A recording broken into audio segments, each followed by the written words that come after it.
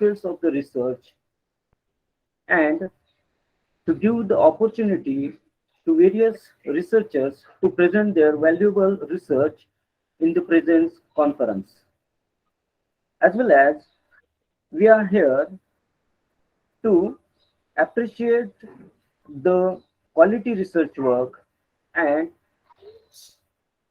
select them for the particular award. As well as we have undergone through the various resumes of the people who have devoted themselves for various work in according to service the society. They have given their lot of time of their life in service of society and to inculcate the new researchers. So here I am going to invite the honorable principal of our college, Dr. M.S. Shinde sir, to present his introductory speech. So I welcome to Dr. Shinde sir. Please, over to you, Thank sir. you. Thank you very much. Yeah, thank you. Thank you, Dr. Gankirkar. Thank you very much. Welcome and very good morning to Honorable Chief Guest, research person, academicians, researchers, directors, speakers, delegates, and the participants across the world over here. I am Dr. Shinde. Welcome you to one-day multidisciplinary international e-conference on the current updates in the science, social science, and humanities. I especially warmly welcome our Honorable Chief Guest, Namdar Shri Narhariji Jhirwal Sahib, Deputy Speaker of Legislative Assembly of Maharashtra, of the Sahyadri Shikshan Mandal Dindori. As well, Shri Padmakatji Gauri Sahib, Secretary Sahyadri Shikshan Mandal Dindori, and the resource persons like Professor L.M. Dharmasiri, Senior Professor from the Kelaniya University, Sri Lanka, Dr. Praveen Saptarji sir, Visiting Professor from Sahyadri University, US, Dr. S.D. Shinde, BOS, and as well the Head of the Department from the Shivaji University, Kolhapur, Dr. Advita, Principal from the Akkalkot College, Solapur University, Maharashtra, as well Dr. Babalola from the Federal University of Agriculture. The theme of this particular conference is specially discussion on the current trends, updates in the science, social science, and humanities. It is a pleasure to have all you with us. I thank all the researchers, professors, and academicians across the globe who have joined today to describe their ongoing research work, current trends, and updates in the science and technology, education, and humanities. I wholeheartedly welcome all the delegates across the country. We are fortunate enough to get support by the Global Foundation, their head Professor Santosh Mane and their team from the Solapur. Today, we will have the session, debates and discussions on the conventional processes, technologies, concepts, methods, themes, and advance or the current changes in the same. We will discuss the impact of the current updates in the various fields like science and technology, education, social science, and humanities. The science, humanities, and social science are critical to human culture across the world. Their study can facilitate a greater understanding of different technology, culture, human relations, and lay a framework for a civically engaged life. A vivid discussion on the updates, current trends, methods, and suggestions at various levels we will discuss today. The speakers in the program uniquely placed to debate, discuss, and highlight the key points, trends, and reforms in the system for the audience. It will be great to hear from our keynote speakers about the influence, priorities, development, and compassion to international standards in the same field. We are also eager to hear from our delegates about their ideas and innovations, current updates in the various subjects and the fields. A detailed schedule of the conference has already been shared with you by all the possible platforms. We have arranged a paper and PowerPoint presentation opportunity for our delegates to put forward their reforming thoughts in the vast field. Our special judge panelists will judge them. I want to inform our delegates and moderators to be very strict about the schedule and don't let overrun any sessions. Now, I just want to give a short introduction of my college also. Our college is Mahanta Jamnadas Maharaj Arts, Commerce and Science College, Karandali, which is situated at the Nasik district in the Maharashtra. It is governed by the Sahyadri Shikshan Mandal Dindori and was established in the July 2009 for providing educational facilities at the undergraduate level. The masses who were economically backward and the socially downtrodden in the tribal area. The college was founded by the great social worker and diplomatic political leader Sri Narhari Jirwa Saheb and the secretary Padmakar Jigabri. The college runs undergraduate programs for the arts, commerce and science faculty affiliated to the Savitribai Phule Pune University Pune. The faculty takes active part in the organization extension activities, which is this conference is also same part of that activity and competitions for the benefit of the both faculty as well as the students. The college has a well qualified staff. About 11 faculty members have the doctorate with 100 plus research papers as well as four patents with well-equipped laboratory, library, as well as a sports facility. I wish you all the best and hope you all have the pleasant experience to participation in this conference. Thank you. Thank you all for your presence and participation. I thank the organizing committee, volunteers for giving such a platform to all us to raise the issues and go through the solutions for such a burning issues. It is a privilege for all of us to host you all through this online platform. I sincerely hope you all will enjoy today, and I declare that the conference is open for the further proceeding. Over to Dr. Wankhedkar. Thank you, sir. Thank you, sir.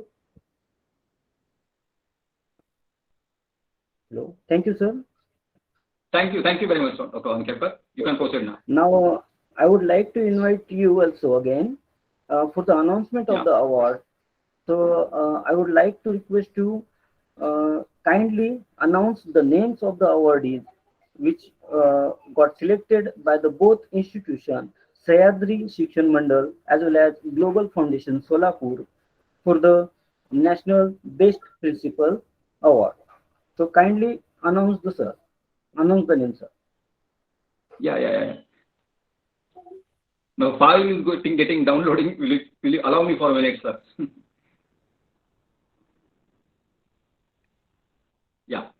The part of this conference in the coordination with the Global Foundation, actually, national level, we have chosen four different personalities, four best principal awards at the national level.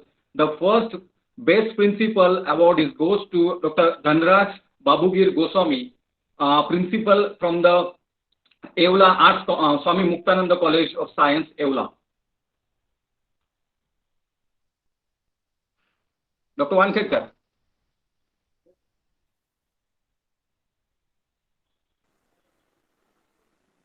Dr. Wankhedkar.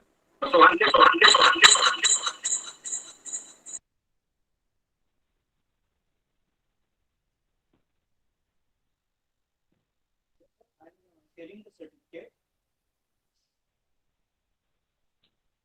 Now, the second award is to Dr. Bhimashankar Murugappa Bhanje, principal from the Santosh Bhimrao Patil Arts, Commerce and Science College, Mandru, from the South Solapur.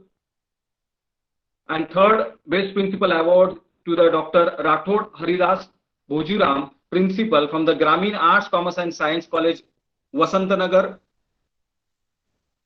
from Nanded district. And the fourth best principal award goes to Dr. Narendra Garpa Mali from the Sambhaji College, Murud, Dist, Latur. We congratulate to all these best principals who always strive hard to motivate their staff and college to do a best work in the academics.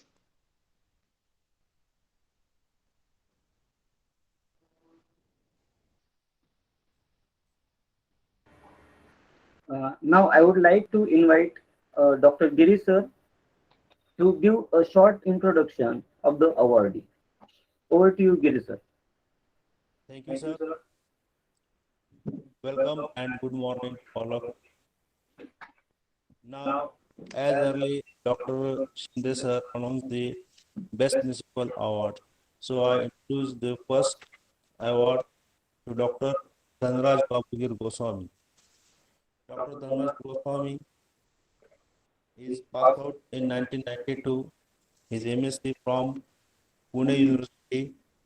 After that, he passed out PhD 2006. Now he is also a research guide and having four students under his guidance. Dr. Goswami is the head of department in BN College, Nashik.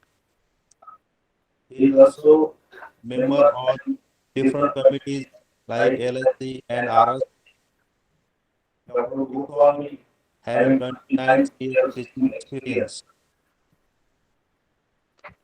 He also published more than 54 research papers in national and international level, and he also attended different seminar conference at state level and international level. Dr. Goswami having more than 20 books. He wrote more than 20 books. He also member on different committees. Hello, hello, sir. Audible? I am audible, sir? Yes. Yes, you are audible, but your voice is not clear, sir. Hello. Hello. Your voice is not clear, sir. Okay. Now, If you have two connections, Doctor, I have only single connection, sir. I have only single connection, sir. Yeah, X number of the connections. Yes, sir, please.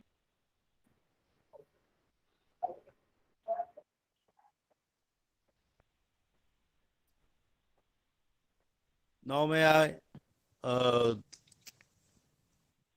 introduce to second nominees. The name is Dr. Bhima Shankar Murappa Bhanje. Hello.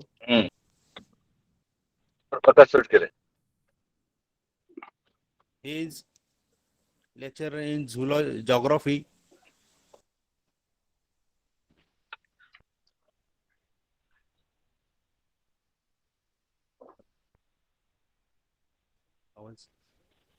Okay. He is lecturer in geography at PDVP College, Tasangao District, Sangli, from 1989 to 1994. After that, he is in charge principal from 2002 to June 2005. After that, he is principal in same college. He is also published research publication more than 21 for he published 21 research papers in different national and international journals.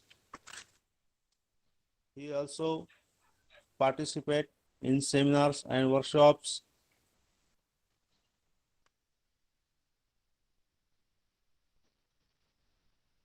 Dr. Bhanje also wrote 13 books in geography. He is also get award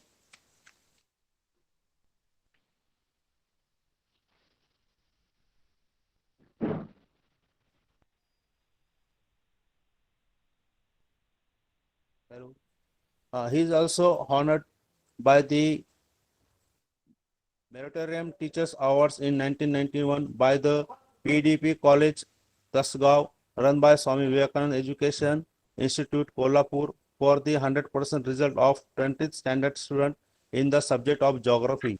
He also honored by Bhugol Bhushan Puraskar by Shivaji University, Kolhapur, Bhugol Shikshan Sanghs during 2010 to 2011 for notable contribution in the subject of geography. He is also honored the Best Principal Award Rural for the year 2017 by Solapur University, Solapur on 1st August 2017.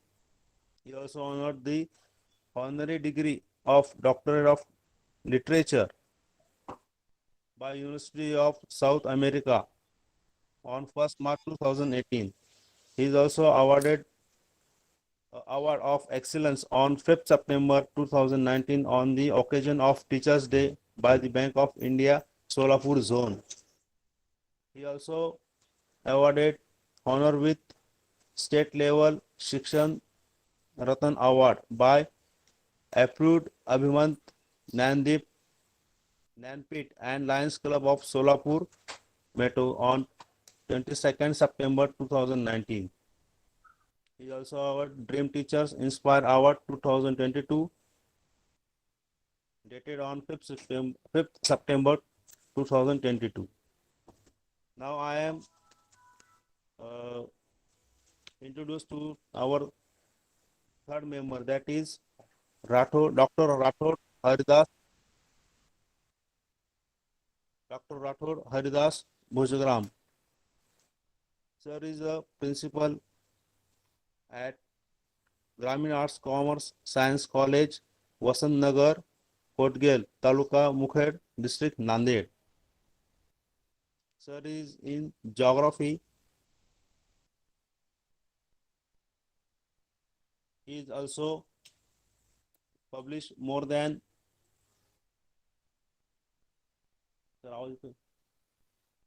Sir is also published more than 20 papers in national and international journals.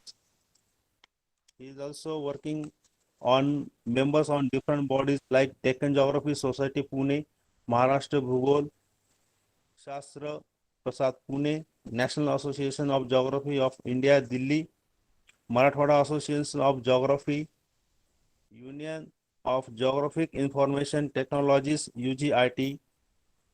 He is also president university bodies committees. Work as member on Sanstha's SD SRTMIU 2001 to 2006. He is also work as member on Grievance Committee. Also work on NSS Advisor Committee, Academic Audit Committee, BOS member in Geography, Applied Geography. He is also member of Curriculum Farming Community, also the chairman of BOS in Geography and Applied Geography, SRTMU Nanded since June 2012 to June 2016. He is also worked as a member of BOS in Geography, RSTM University Nagpur since July 2011 to 2016. He also worked as member of RRC in Geography at Dr. Babasaheb Ambedkar Marathwada University Aurangabad since 2011 to 2016. He also worked as member on RRCs on different universities like Gadchiroli and also member in different university like Dr. Babasaheb Ambedkar Marathwada University. Thanks to Dr. Rathod Bhujgarams. Now I am introduced to our fourth member, it's Dr. H.B.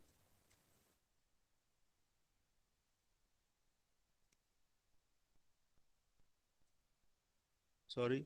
Now I am introduced to our fourth member is Dr. Narendra Gurappa Mari. Dr. Mari is hello. Hello, Dr. is Mari from Sambhaji Dr. Giri, College. you can continue. You can continue. Okay. Okay, sir. Dr. Mari is from Sambhaji College, Murud, Latur. He is qualified his M.Ed in 1991 from MU Aurangabad. He's completed his PhD in geography from SRTC MU Nanded in 2005. He is appointed in 9 August 1998 as a principal. He is also post held in different communities. Government of College Aurangabad, lecturer. Then after that in Devgiri College, Parbhani, MA College Latur, Sambhaji College Murud. He is having 34 years of teaching experience. He has completed his orientation and refresher programs and also completed their conference workshops, synopsis, symposiums, seminar organization. He is also published more than 100 papers in national and international journals. He also wrote many books in geography. Okay, this is the short introduction to our four best awarders principles. So may I hand over this session to the Dr. Prakash Wankhedkar. Sir, please continue. Thank you very much, sir. It was a really great introduction and great work done by the respected awardee people. Now, I would like to request again uh, Dr. Shinde sir to kindly announce the best academician and best teachers by selected by our institution. So over to you, sir. Shinde sir. Yeah. Thank you, Dr. Wankhedkar. We are very pleased to announce the Best Teacher as well as Academicians Award. Actually, we have the 8th number of the Best National Level Best Teacher as well as the Academicians who nominated us. We select as an awardee. The first one is Professor Dr. Sambhajit Jnaneshwar Shinde, who is a BOS member of the Geography as well as he is the head of the Department of Geography from the Shivaji University, Kolhapur. Second awardee is Professor Dr. More Jyotiram Chandrakant. He is also the BOS of the Geography from the Savitribai Phule Pune University, Pune. Then the next awardee is Professor Dr. Harish Bhanudas Tipe, who is head of the Department of the Geography from the Solapur district. Next one is the Professor Dr. Vijay Sahebrao Tunte from the Department of the Politics, who is from the Amalner, Jalgaon district. Next awardee is the Dr. Sheikh Haseen Muhammad Isaac. He is from the Dhule, Maharashtra. Doctor from the Jalgaon NMU University, Dr. R. Durani, Assistant Professor and the Head of the Department of the English from the Tirupur district, Tamil Nadu. Next awardee is Dr. Milind Bankar, Assistant Professor and Head of the Department from the Hindi Karve Road, Pune, from the SPPU University, Pune. And then next one is our friend Dr. Mahendra Shinde. What we can say? Dr. Mahendra Shinde, Associate Professor and Head of the Department from the Department of Engineering Science, Sandeep University, Nasik. It's a coincidence that I am also Dr. Shinde and the awardee, this Associate Professor, this Best Academician is also Dr. Shinde, Dr. Mahendra Shinde. Congratulate to all the awardee winners. And now next session for the brief introduction is over to Dr. Wankhedkar. Please, sir. Thank you, sir. Thank you very much. So I would like to congratulate all the awardees for getting the Best Academician as well as Best Principal Award. So now we are moving towards our first session, that is nothing but the keynote address. So I would like to invite Dr. Vijay Sahebrao Tunte, Professor, Department of Political Science, UG and PG, Pratap College, Autonomous, from Amalner district, Jalgaon. And for this session, I would like to invite again Professor Lal Marvin Dharmashri, Senior Professor, Department of Geography, University of Kelania, Sri Lanka. And now I am inviting Dr. Lal Marvin sir for giving a keynote address. So, welcome to you, sir. Good morning, everybody. Am I audible to you? Yes, Yes, yes, sir. yes. Yes, sir. Yeah. Okay. Yes. Thanks, Dr. M.S. Shane, the principal and the IQA coordinator, and also chairperson of this session, perhaps Vijay Shahaboran. Other keynote speaker, Professor Praveen Sabasri, my colleague, distinguished scholars gathering through the online platform, ladies and gentlemen, my dear students. First, I'm thanking to the organizer, especially Mr. Santosh Vimani, who invited me to take part of this e-conference. Today, I choose the topic is recent trends in disciplines of social sciences. Recent trends in disciplines of social sciences. The social sciences are the field of scientific knowledge that study social groups and more generally human society or people. Each disciplines of social sciences represent specific parts of human behavior in various environments. Social science is associated with the humanistic aspect of the world, like the art and various cultures, although it plays the emphasis on the experimentation and use in the scientific method. Because the methods used in these disciplines are frequently qualitative and often based person interpretations, they are commonly referred to as a subscience, in contrast to the hard natural and formal sciences. Social science include a wide range of subjects such as anthropology, geography, sociology, archaeology, psychology, political sciences, economic, and so on. All the different disciplines are dealing with certain aspect of human life, human activities, and human behavior on social, cultural, and environment aspect. Social scientists aim to study the relationship between the individual and society, human behavior, social institutions, and organizations. The social science as a recognized academic disciplines emerge only on the 20th century. But one must go back to further in terms for the origins of some of their fundamentals, ideas, and objectives. The origin of the social sciences go back to the ancient Greek and their rationalist inquiry into the human nature, the states, and morality. Social sciences as an academic field of study, which developed at the age of enlightenment, which succeed through much of 18th century in Europe.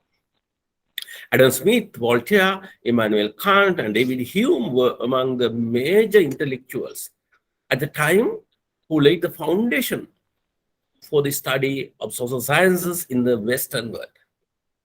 The history of the social sciences begins in the Age of Enlightenment after the 1650, which show a revolution within the natural philosophy, changing the basic framework by which individual understood which was scientific. Social science came forth from the philosophy of the time and were influenced by the age of revolution, such as Industrial Revolution, French Revolution. The social sciences developed from the science or systematic knowledge base of perspective practice relating to the social improvement of a group of interacting entities. In the 1930s, in the USA and the European, new institutions such as the New Schools of Social Research, International Institute of Social History, and the Department of Social Research at the universities were made to fill the growing demand for individuals who could quantify human interaction for decision making. Beginning of 1950, the term, am I audible? Yes, sir. Yes, Okay. Yes, sir. Yes, sir. No problem. Yeah. I was talking about the history of the social sciences. So it was began on it has a long history, but I'm talking about the during the 1950, the development of the social sciences. The term behavioral science was often applied to the discipline designation as the social sciences. Those who favored this term did so in part because these disciplines were thus brought closer to some of the sciences, such as anthropology and psychology, which also deal with the human behavior. During the period, statistics and applied mathematics become a freestanding discipline of social sciences. Statistical methods were used by the social scientists for validation and confidently.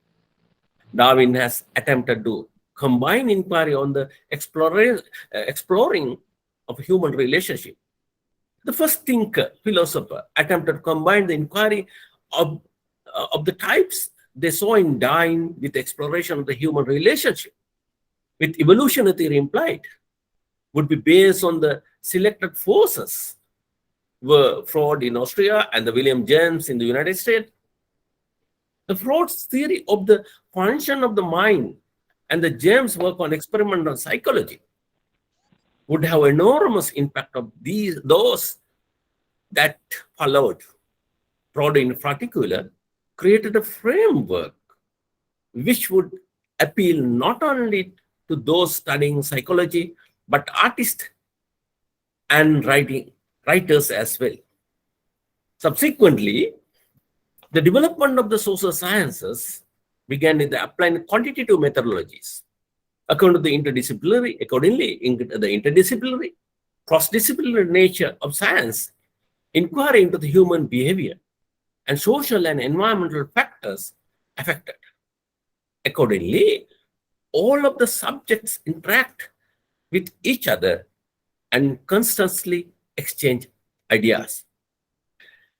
As a scholar and a researcher, I have had much to do with the social scientist.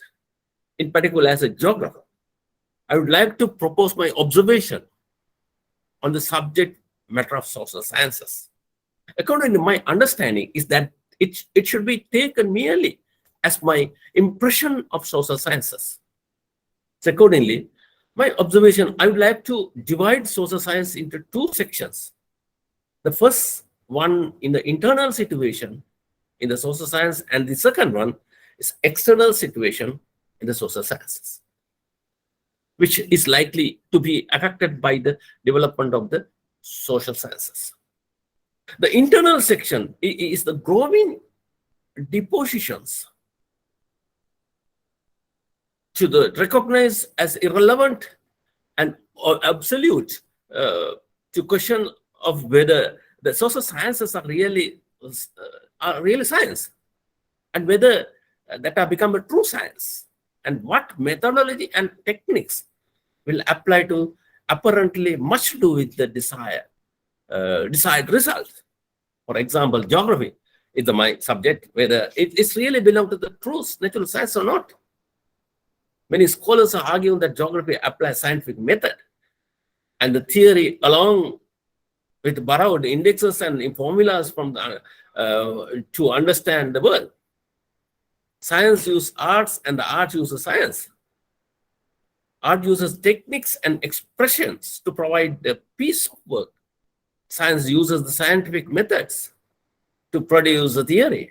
Art doesn't use data and analysis over and over, theorize what it will look like when it's done.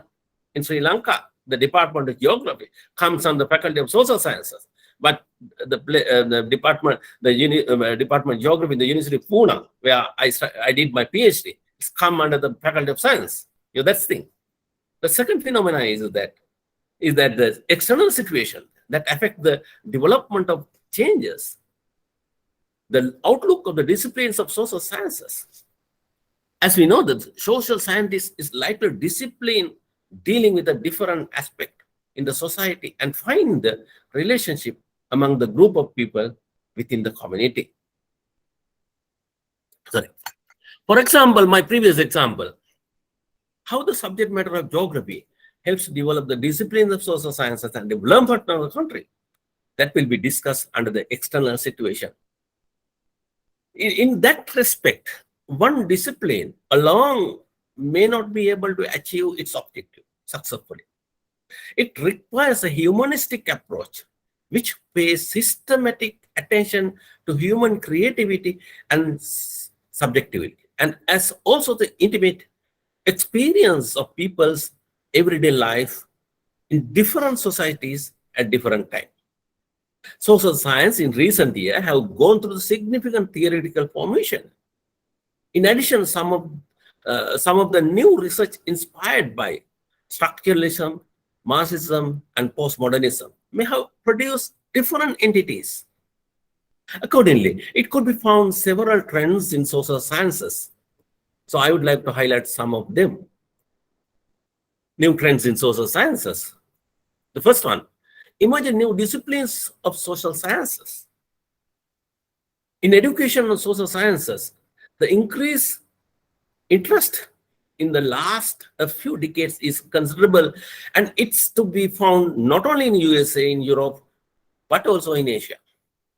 New research institutions have been established with the demand of teaching and research and discipline of social sciences.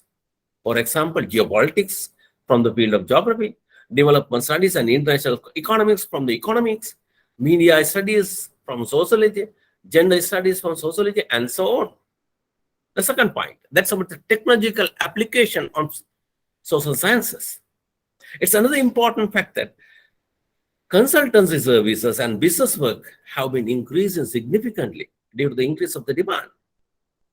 Technological application, software, and visualization tools have been widely applied.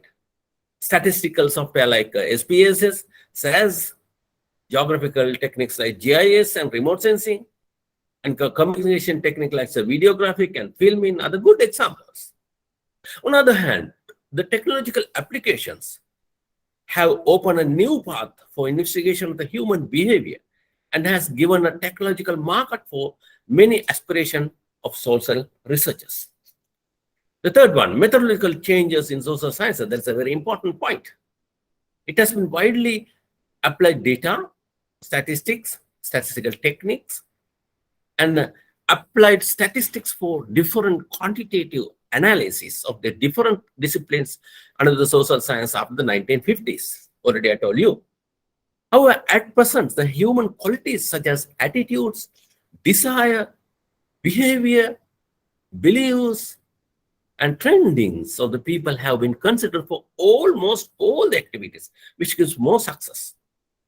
On the other hand, the research approaches of social science have been transforming from quantitative approach to either qualitative approach or mixed approach. By applying these techniques, the researcher will be able to achieve their objectives successfully. In addition, different research methodologies also have been applied, such as explorative research, which support the identifying and defining research problems. Constructive research, which help to test theories and the proposed solutions, and the empirical research, which test the feasibility of the solution using real-world data, are very popular among social scientists. The fourth one, the demographical studies in social sciences. It was another important fact that the demographical studies are taken an important aspect of policy making and development planning during the last couple of decades. It's happening everywhere. New research institutions and new departments at the universities on demographical studies and population studies have emerged.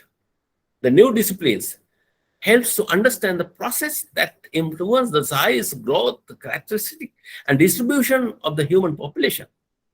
By analyzing the demographical data, someone can explain past trends and accurately predict the future.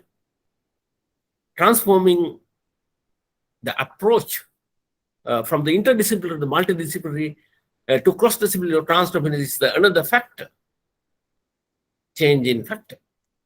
During the past half century, most social scientists apply interdisciplinary and a multidisciplinary approach to their studies.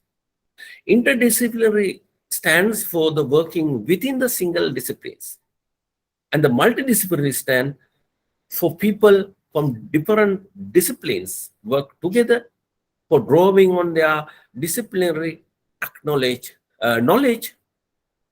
respectively. However, these approaches have been significantly changed with applying the cross-boundary and trans-boundary approaches to the field of social sciences. The cross-boundary is viewing one discipline from the perspectives of the another, and transdisciplinary stand for creating a unity of intellectual framework beyond the disciplines of perspectives. I will come to my conclusion. I don't know, I'm taking much time. At present, most of social scientists are working with other experts from the disciplines such as natural sciences, medical science, management, as well as policy makers for achieving the ultimate goal of social well-being. The major domain of social sciences have been developing with branches as well as new paths.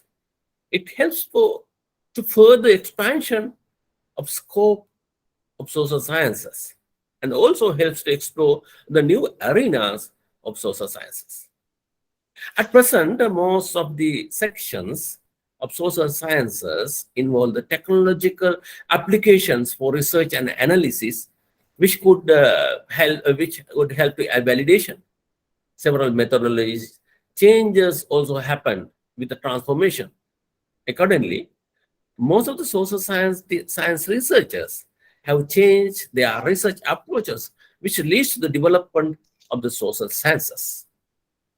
Almost all the nations have been experiencing different demographical issues related to the expansion of population, shrinking population, so other. Therefore, the social scientists found new research path with the demographical changes. As knowledge become increasingly diversified, we need to find new ways for the production, structure, and promotional knowledge in the different disciplines of social sciences. Sharing knowledge and information are essential for the development of the country. It's very essential to understand that the social sciences, being of such significance, should not remain a topic, but become a compulsory part of each technical and professional degree curriculum. Finally, we can summarize that the domain of social sciences has been transforming within different approaches of interdisciplinary or multidisciplinary or cross-disciplinary or transdisciplinary, which leads to the ultimate goals of human social well-being. Thank you.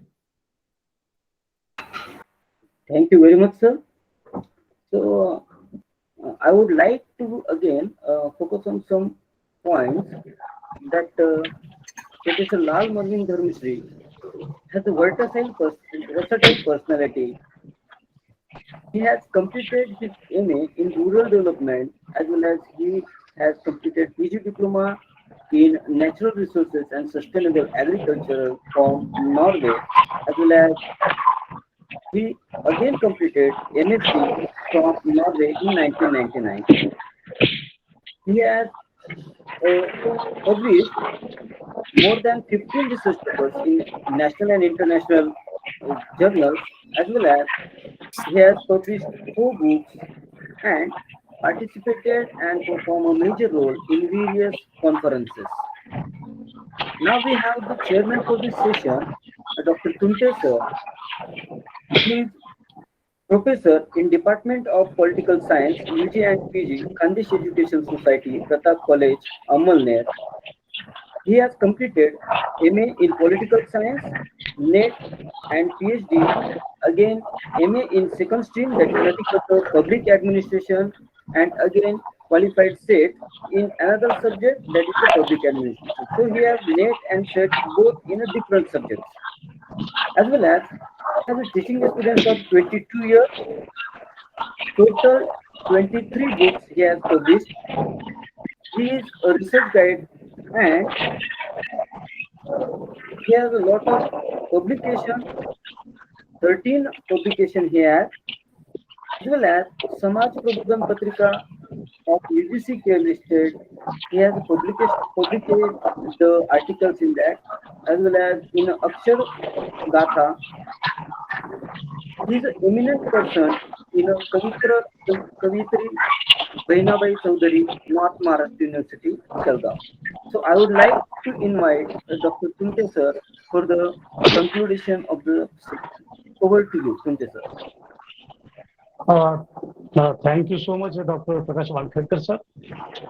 First of all, I thanks Principal Dr. M.S. Sunday, sir, Dr. Prakash Vankhetkar, coordinator of this international conference. Friends, one day a multidisciplinary international conference organized by Internal Assurance Quality Cell, that is ITSC, and Department of Zoology, Mahant Jamnadas Maharaj Commerce and Science College, Karanjali, in collaboration with Global Foundation Solapur. Uh, in this beginning of conference, Dr. Prakash Vankhetkar sir has rightly mentioned that quality research work is more important. And after that, Principal Dr. M.S. India sir is also rightly mentioned in his speech. New trends is ongoing in research. Current updates in social science research is required. I think both understanding in this present situation. Research, particularly, I focus on social science.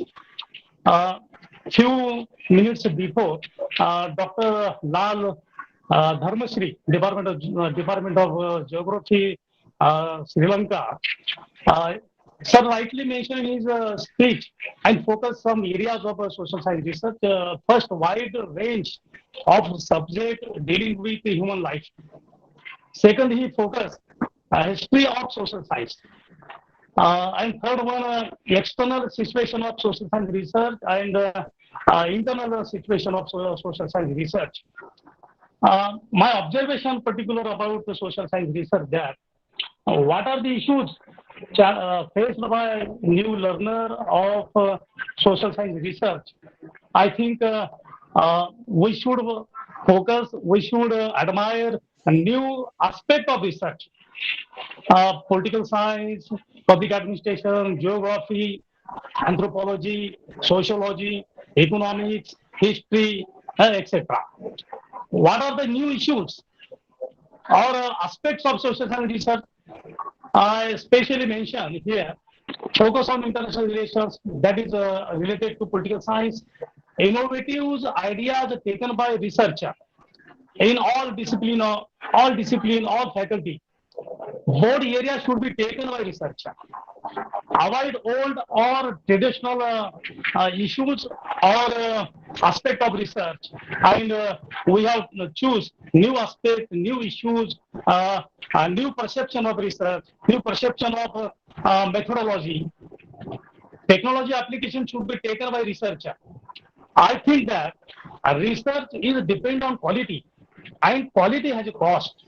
Once we ignore the quality, we ignore everything.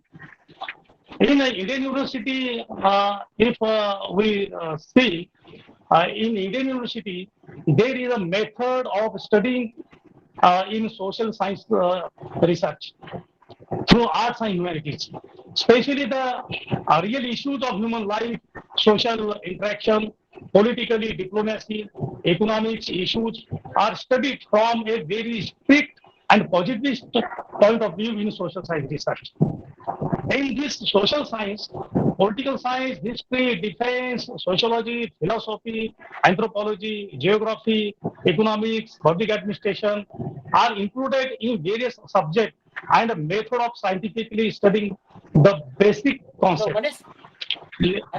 Latest developments and philosophies of the subject can be seen in the research. Recently, uh, new trends in social science research method and its development is important from the point of view study. In this, central state grants are provided for new highly quality research. Some autonomous independent research institutes are also working from the point of view. Uh, for example, ICSSR, Indian Council of Social Science Research, and Tata Institute of Social Science Research Similarly, there are international research study center under some universities. Uh, Now, some few minutes before, our keynote address speaker should rightly mention about international research center. I think international research center is more essential to work new aspect of social science research. In this way, uh, from the understanding, research is looked at the different of innovative ideas. Of course, studies gain momentum and strength through the naturally interrelationship between natural sciences and social sciences, between all the social sciences discipline.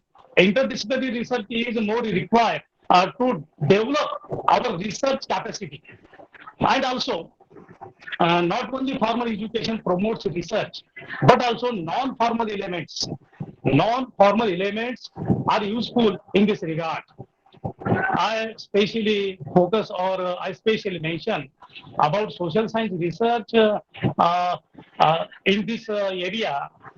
New researcher should work on different aspect of a topic, different aspect of issues, different aspect of innovative ideas should be clear from the side of researcher. Technology application is also required. Multiple disciplinary research is also required. Research is a soul of education, and that's why we should engage in a new capacity, new building of education, new innovative ideas should require from the side of the researcher. I think it would be good for all discipline, all faculty of education. Finally, I have concluded my chair, my some aspects of my conclusion that it is only a department knowledge, political science, public administration, geography, and all these areas should be covered in a proper way. Researcher should accept the new path of social science research. I think in that way, empirical research is more important than library research work. Field work is more important than library research work. So, new researcher, new innovative ideas has come from the society. We should see a different aspect of the research, and new researcher should focus on new areas of research. Finally, I thanks to coordinator Dr. Prakash Mankhedkar sir and Dr. M.S. Singh sir to give me valuable time here. Thank you so much, sir. Thank you very much, sir. So now we are going towards our second session, that is nothing but a keynote address. So I would like to invite Dr. Milind Bankar sir for chairing the session. The Dr. Milind Bankar sir, he is a HOD of Department of Hindi in Abasaheb Garware Senior College, Pune. He has 12 years of experience, as well as he is an eminent person. He is in his research area. He has wrote 4 books, as well as 7 different papers was published in different area of field, as well as he has worked in examination as well as in NSS, and he has participated in national and international conference regarding to the Hindi subjects. For the session, I would like to invite Dr. Praveen G. Saptolshi sir, who has a total teaching experience of 48 years. He has completed 2 research projects, as well as he has sponsored a research project 13 completed, consultancy projects 14 completed, and he has published a huge number of research papers, which is nothing but 154. From these, 107 are international level and 47 are of national level. Again, he is working as an editor in 5 research journals, and he has organized more than 70 refresher course conferences, organized seminars, workshops, and he was invited as a resource person for more than 100 different area as like a conferences, seminar, workshop. He worked as an expert member of BOS Geography SPPU Pune. He is also held the position of the member of BOS, member of science faculty, panel member of PhD committee, member of BOS environmental science, member of RRC environmental science, member of BUTR. So he has a lot of the things to present here, but as the time is running off, so we would like to invite Saptarshi sir for the keynote address. Over to you, sir. Thank you very much for kind words about while introducing me. Chairman, sir, Chairman is from Pune only. He is just near. Dr. Milind is my friend, young friend, and he's chairing the session. It is good thing. Mm.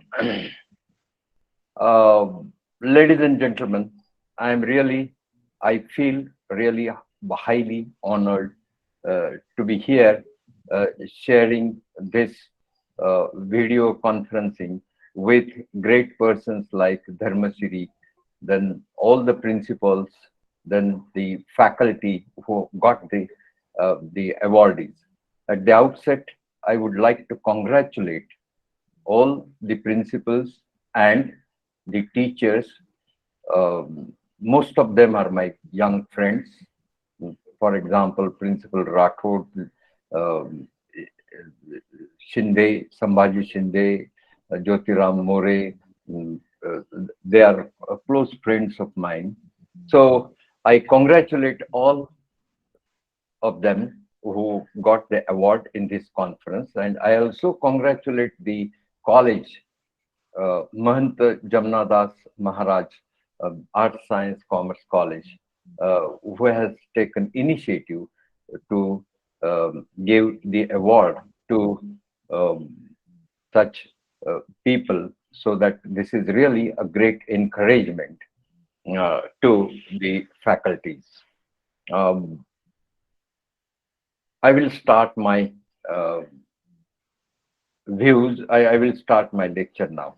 So the topic is also good. That is current updates in science and social sciences and humanities. My friend Professor Dharmasiri has mainly emphasized on the current trends in social sciences. So it is mandatory for me to give some ideas regarding the current trends in science and technology.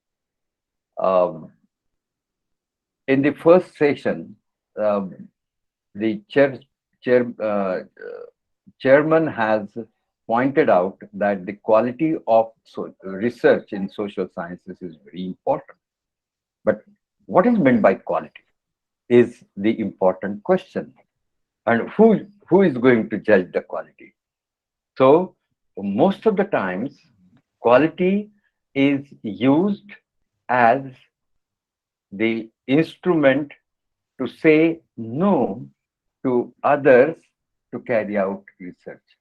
It curtails the opportunity for the new researchers coming up from the rural areas, coming up from the other things. Though this means that some people think that the research, to carry out research, is our something related to university professors, and they can do the research only, or some community.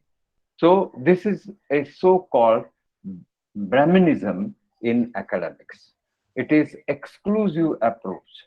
In the name of quality, even UGC also uses this word quality to keep the others silent. My dear friend, the quality is important, no doubt about that. But the quality is abstract word. It is not defined properly. If you just apply this criteria of quality to Praveen Saptarshi's research, the same criteria should be applied to the research carried out by Milling. So this is not done. And only thing is that to keep some people away from research, the quality is. Another thing that I appreciate about Dharmasri's lecture is that he has uh, emphasized on the transboundary, transdiscipline, in a way, multidisciplinary or interdisciplinary research. There is slight difference between multidisciplinary and interdisciplinary, but anyway, we will consider it at the same. So this means that all the disciplines should come together, or we have to take the help of all the disciplines to understand the truth is the scientific, which can be considered as the definition of scientific research. And this multidisciplinary or interdisciplinary approach has been underlined in the first educational approach, first educational principles given by Kothari Commission, and the same is plagiarized in new education policy. In new education policy, almost 85% of the things are plagiarized, and they say something about quality of research. My dear friends, we should understand this kind of jugglery here also. So anyway, this might have been framed by IAS officers, and that's why such errors may be there in NEP, but we should understand their limitations. So my point is that utility of your research, scientific research, is important. Another thing is that in current trend all over the globe, we can see that unless and until now, you just find out who got Nobel Prize in science. The one who has traced or who has mapped the genetical similarity between Neanderthal animal and Homo sapiens. So this kind of things are useful to understand the viral attack, and that's why this is given. So this applied part we should understand, and then only we can understand the importance of that particular research which got the Nobel Prize. So ladies and gentlemen, it is necessary that the future development in sciences will be based on utilitarian approach, multidisciplinary approach. And another point is that it should follow ethical values, human values. Here comes humanity. Unless and until human values are considered, or if there is some concern about human values or ethical values, then and then only your research can have some meaning for the society. So for that, you should have, the researcher or research scholars or scientists should have some commitment to the society. This societal commitment or social commitment is essential. And if you just observe the life of the great scientists, you can find that they are not after any position. The Nobel Prize winner was not at all a vice chancellor or director of some uh, institute or something like that. He just worked hard and worked hard and hard with commitment to human beings, with commitment to society, society at large, global society. And that's why he got this. Uh, so the prerequisites for development of any discipline in science are: number one, it should have the societal or social relevance. Secondly, the scientist should have the social commitment. Then third one is their research should follow the ethical values, human values. And the fourth one, that it should be a multidisciplinary one. And the fifth one is it should have the utilitarian value if applied to any field. So if these five things, if you keep it in mind, then you can just observe some examples. For example, I will just quote one experience of the researchers from IIT. In IIT, there are so many IIT Bombay or IIT Kharagpur, IIT. So there are so many IITs in India. They are considered to be the great thing, and they mainly catch up the uh, current progress in science, and that's why their syllabus is always um, updated accordingly. And that's why in cloud computing, in computer science, in electronics, in mechanical science, in engineering, they are really top the world, no doubt about that. But what is happening?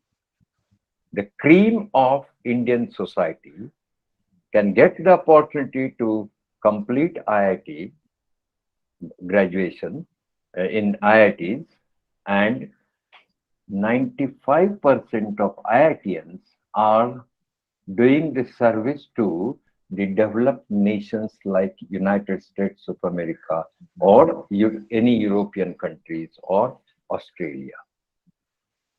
Is it ethical? No, not at all. But I have come across some group of scientists who are working hard. For example, electronics and electrical division. So the students and the teachers are working hard in the rural areas of Maharashtra to find out how to negotiate with the problem of this uh, defusing and fusing of this DPs. You know that all DPs are burned because of extra load, and people at the top, they always say that the farmers are so foolish that they just take up the electricity from the grid with a faster rate. But that madam has done one simple research, that they, uh, if there are so many DPs in a village, and uh, what is the load, and if we just divide this load according to time schedule, so they ask the MSDL officers that what is the schedule of electricity on in that particular village, suppose 12 hours. Then they distributed these 12 hours. This DP has, suppose, 20 motors, and this DP distributes the DP means distributional point.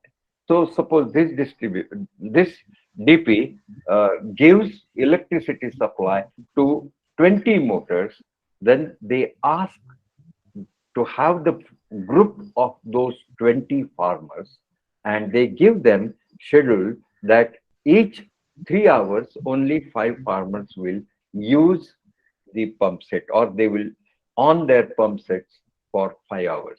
So this, and now they have observed that for the complete 14 months period, there was no failure of DP in that village. There are some 10, 15 DPs and more than 200, 300 electric pumps, and even then, no issue has been found, even in the wake of high wind speed and all these things. So this this is something multidisciplinary. You can form a social group, you can form a group of farmers, and with their cooperation they can take up this electric energy for their farming sector. So this kind of research uh, has a great future, and this kind of research programs can uh, can also set the return migration from United States to India, of return migration of great so-called technicians, technologists, or scientists from the developed countries to these countries. If they have a commitment to social commitment to our soil, if they have got a good relationship with the soil, if they are real son of the soil, sons and daughters of the soil, they will come back and do this kind of research, which is useful to the farmers in the villages. Or even the same thing can be done in urban areas also. So I'm not against urbanism. So if we see the development, so there is always, there is, in social sciences we should learn this kind of dilemma between developmentalism and the welfare. What is developmentalism? Developmentalism is development for the sake of development. Somebody is getting benefits out of development. For example, this is mainly a corporate solution for cleaning the water. So this kind of water purification, the corporate solution is use RO or bottled water. But this is so costly that 90% of population in South Asia cannot afford to drink water.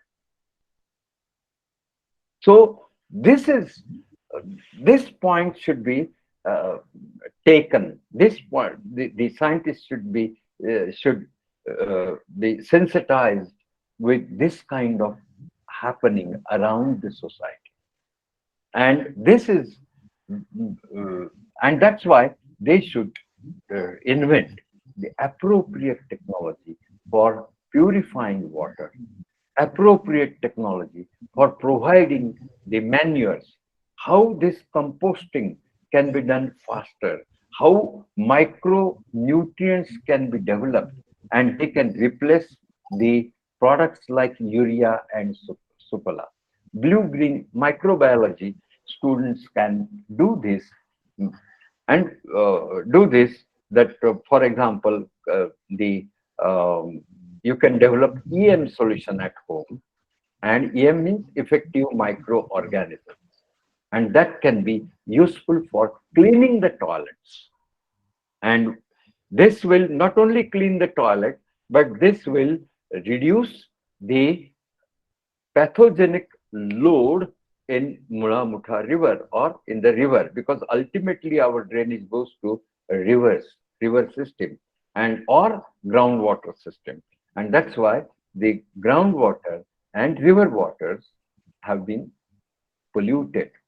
And this polluted water is causing lot of problems to the common people.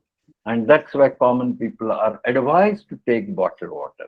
But bottled water is a good business model rather than it is based on the ethical value that everybody should get good water. So, ladies and gentlemen, we should try to find out ways and means and to provide good facilities to common man. Common man not only in India, but common man from Sri Lanka, Pakistan, Bangladesh, Thailand, United States of America, or the South American countries, and then only the commitment to human societies can be fulfilled, can be reflected in your research. So I can also tell one more examples that geographers are doing very well in the site suitability mapping, and site suitability can be for anything, can be for wheat cultivation, can be for disaster management, to identify the disaster prone areas, to identify drought prone areas, to identify any problem or to identify any benefits. So this model can be applied. And this site suitability model is based on the factors which are observed, the observations at the grassroots level. And those observations can mathematically be integrated, and then you can find out some pixels according to this grade A, grade 1, grade 2, grade 3, grade 4, grade 5. This is the same technology can be, same type of research can be useful. Another point I would like to stress that the uh, environmental concern should be there. Environmental concern is essential in the future research. But there may be the, the techniques which can be related to climate resilience, which can be related to climate justice, which can be related to environmental justice, which can be related to the justice to the maximum number of people so far as the distribution of natural resources are concerned. So we should develop, all the scientists from various disciplines should develop such models. Coming to the social sciences, I would just say that the democracy is the modern ethics. So it is the modern human value. And this democracy is at danger in almost 70% of the nations in the world. Our democracy is intact because of Constitution of India. And Constitution of India, not only that, which was implemented, the attempt has been done by the previous prime minister. The prime minister means like Jawaharlal Nehru. So they have implemented it, and they have set the democracy in such a strong way that India is considered to be the democratic country, largest democracy. And still, all the efforts going against democratic uh, deliberations, against the democracy, are not getting full success, 100%. They are getting 50% success. But a time may come that the democracy in India can also be vanished. And that's why the social scientists should work hard. So economists should work hard to find out the proper model for political economy so that democracy will be protected. Proper model of legal system in India so that democracy will be protected. Proper model of administration in India. So this can be, you can also give your own ideas to to regain the democratic setup that we are enjoying in the past and we are enjoying today. Uh, and this is, I think, the most important uh, aspect of social sciences and interdisciplinary things. And Dharmasri also said that you can just move from science to social sciences. I will just tell you one simple example in microbiology. Microbiology, there are so many microorganisms, and they say that the almost 90% of microorganisms are neutral. 5% are useful microorganisms, and 5% are pathogenic, means negative. So they act on human body or the other animals. It means those are disease-causing bacteria are just 5%. And if you are stinging smell-giving bacteria, so they are just 5%. And that's why we can also apply this to population in any country. So 90% of people are neutral, 5% people are really good, and 5% are uh, inherently bad.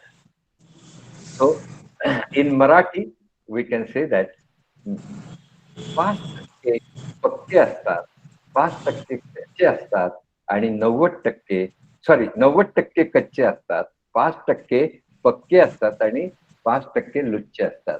तर 5चं 6% जर झालं आणि त्याच्यात जर आपले शिक्षण घेणारे अकॅडमिशियन्स मिसळले तर मला वाटतं 90% all 90% of population will come with you and democracy can be saved. With these words, I wish all my young friends a great, great success in research and research of utility for the society, not the so-called quality which is stated in NEP or UGC. So utility is important. Utility for my farmers, utility for common man in urban areas. Thank you very much.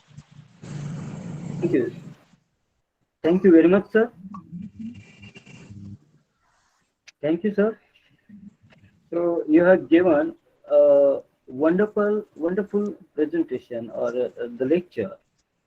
Sir, we actually very small for you to judge you, to understand you, and to No. summarize your words in a very short content. But still, as a protocol, I would like to invite Dr. Milind Bankar sir to conclude the session. Over to you, sir. Bankar sir. बहुत बहुत धन्यवाद sir. मेरी आवाज सब तक पहुंच रही है? उम्मीद Yes, है sir. पहुंच रही होगी। जी सर। Yes, yes.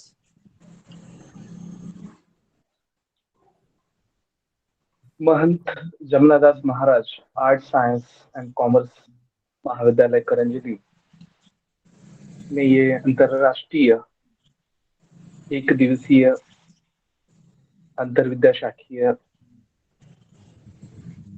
सेमिनार का जो आयोजन किया है, इस आयोजन में अभी हमारे मित्र डॉक्टर प्रवीण जी ने जिस तरीके से बात रखी, वाकई हम स्तब्ध है कि अकादमिक क्षेत्र में अकादमिक के साथ साथ जनतंत्र, संविधान, इन सारी जो डेमोक्रेटिक संस्थाएं हैं, इनको लेकर चिंतित होने वाले भी लोग हैं और केवल चिंतित नहीं बल्कि वे दिशा भी दिखा रहे हैं। इस बात का सर को सुनकर अंदाजा हुआ, अनुभव हुआ, बहुत अच्छा लगा। साथियों, वर्तमान समय को अगर हम देखें समझे तो हम जिस विषय से संबंधित हैं, जिस विषय में अपना अध्ययन कर रहे हैं, अनुसंधान कर रहे हैं,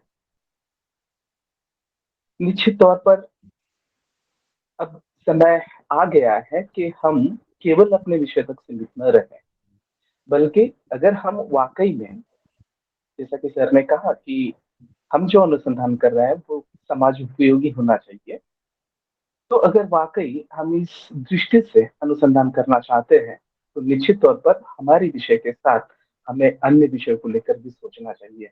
अन्य विषयों में क्या क्या चल रहा है इसे लेकर भी बात होनी चाहिए। दोस्तों, कोई भी एक विषय ये केवल और केवल आप उससे अलगाव कर कर अगर देखेंगे या उसमें अनुसंधान करने की कोशिश करेंगे तो निश्चित तौर पर हमें समाज उपयोगी इस तरह का कोई आउटपुट उससे नहीं मिलेगा। इसलिए अगर हम किसी भी विषय में अनुसंधान कार्य करना चाह रहे हैं तो जाहिर सी बात है कि हमें विभिन्न विषयों की जानकारी होनी चाहिए, ज्ञान होना चाहिए, समझ होनी चाहिए। और इस बात को हम आज के इस कॉन्फ्रेंस के माध्यम से भलीभांति समझ सकते हैं। ऐसा कतई नहीं हो सकता कि केवल हिंदी, अंग्रेजी, मराठी या किसी भी भाषा का अध्ययन करने वाला छात्र, अनुसंधाता केवल अपने विषय को लेकर बात करे, और अगर वो ऐसा करता भी है तो जाहिर सी बात है कि वो बात समग्रता में नहीं होगी, कॉम्प्रिहेंसिव नहीं होगी। इसलिए ये जो समय है, इस समय को, इसकी मांग को समझना होगा। जहां तक हम भाषाओं के क्षेत्र में हो रहे अनुसंधान को लेकर बात करें या भाषाओं के क्षेत्र में जो नए ट्रेंड्स आए हैं उसे लेकर बात करें, तो देखिएगा ये सवाल सबसे पहले उठता है कि ऐसा क्या हो रहा है जिसके कारण विभिन्न क्षेत्रों में नए नए ट्रेंड्स, नए नए जो अनुसंधान के क्षेत्र हैं वो खुल रहे हैं। जाहिर सी बात है, चाहे साहित्य हो या किसी भी तरह की ज्ञान शाखा हो, इन ज्ञान शाखाओं का उद्देश्य निश्चित रूप से मनुष्य को सुखी बनाना है, मनुष्य का जीवन जो है वो सुखद और आनंदप्रद बना। इसलिए विभिन्न ज्ञान शाखाओं का अध्ययन अध्यापन किया जाता है। अब ऐसा क्या हो रहा है कि इन ज्ञान शाखाओं में विभिन्न तरह के ट्रेंड्स आ रहे हैं? बहुत महत्वपूर्ण सवाल है। ये जो कुछ भी हो रहा है, जाहिर सी बात है कि समाज में बड़े पैमाने पर विभिन्न स्तरों पर बदलाव आ रहा है। आप देखेंगे कि वर्तमान दौर में भाषा के क्षेत्र में जो अनुसंधान हो रहा है उसमें जो रिसेंट ट्रेंड है उसमें आप किन्नर विमर्श को लेकर इन दिनों काफी चर्चा हो रही है, विकलांग विमर्श को लेकर काफी चर्चा हो रही है। तो ऐसा क्या हुआ कि हमें ये जो अनुसंधान के क्षेत्र है या फिर ये जो ट्रेंड्स है ये नए लग रहे हैं? क्या इससे पहले किन्नर समाज में उपस्थित नहीं थे? क्या इससे पहले समाज में विकलांग उपस्थित नहीं थे? वृद्धों की स्थिति क्या इससे पहले समाज में नहीं थी? निश्चित रूप से समाज में ये सारे घटक हैं समाज के, ये निश्चित तौर पर समाज में पहले से ही उपलब्ध है। वर्तमान में हो ये रहा है कि जैसा कि अभी प्रवीण जी ने कहा कि कि ये जो सारा हो रहा है, मुझे अभी अभी आयोजकों का मैसेज आया है कि मैं कंक्लूड करूं, तो मैं कहना इतना चाहता हूं संक्षेप में कि जब से संविधान लागू हुआ, संविधान के लागू होने के बाद हर किसी को नागरिकता मिले, और नागरिकता मिलने से तात्पर्य यह है कि आपको विशेष तरह के अधिकार दिए गए, और जब नागरिक है, अधिकार है, तो फिर अधिकारों एवं हक की भी बात होगी। और यही बात होने के कारण हम देख रहे हैं कि साहित्य में या विभिन्न ज्ञान शाखाओं में विभिन्न तरह के नए ट्रेंड्स आ रहे हैं। मैं अपनी बात को यहीं पर समाप्त करता हूँ, और फिर से आयोजकों को बहुत बहुत बधाई देता हूँ कि ऐसे क्वालिटेटिव एक्सपर्ट को उन्होंने बुलाया जो काफी सशक्तता से अपनी बात रखते हैं। बहुत बहुत धन्यवाद। Thank you, sir. Thank you very much. So, I would like to again express my thanks to Saptarshi sir and Bankar sir. And now we are going towards our plenary session first. In that session, I would like to invite Dr. Mahendra Shinde sir, who is Associate Professor, Head of the Department of Engineering Science, Sandeep University, Nashik. In short, he was appointed as an expert in applied physics for UGC selection committee, as well as He is a research guide and he is supervising two PhD students in Sandeep University, as well as he has a lot of research work was conducted under the guidance of very famous person, Dr. Yele Patil sir, who is known as a scientist in North Maharashtra University, who belongs to Pratap College, Amalner. And I would like to mention here that Dr. Mahendra Shinde sir has a very enormous publication in Springerling, Science Direct, as well as elsewhere. His scientist citation is 506, H index is 12, and I-10 index is also 10, 12.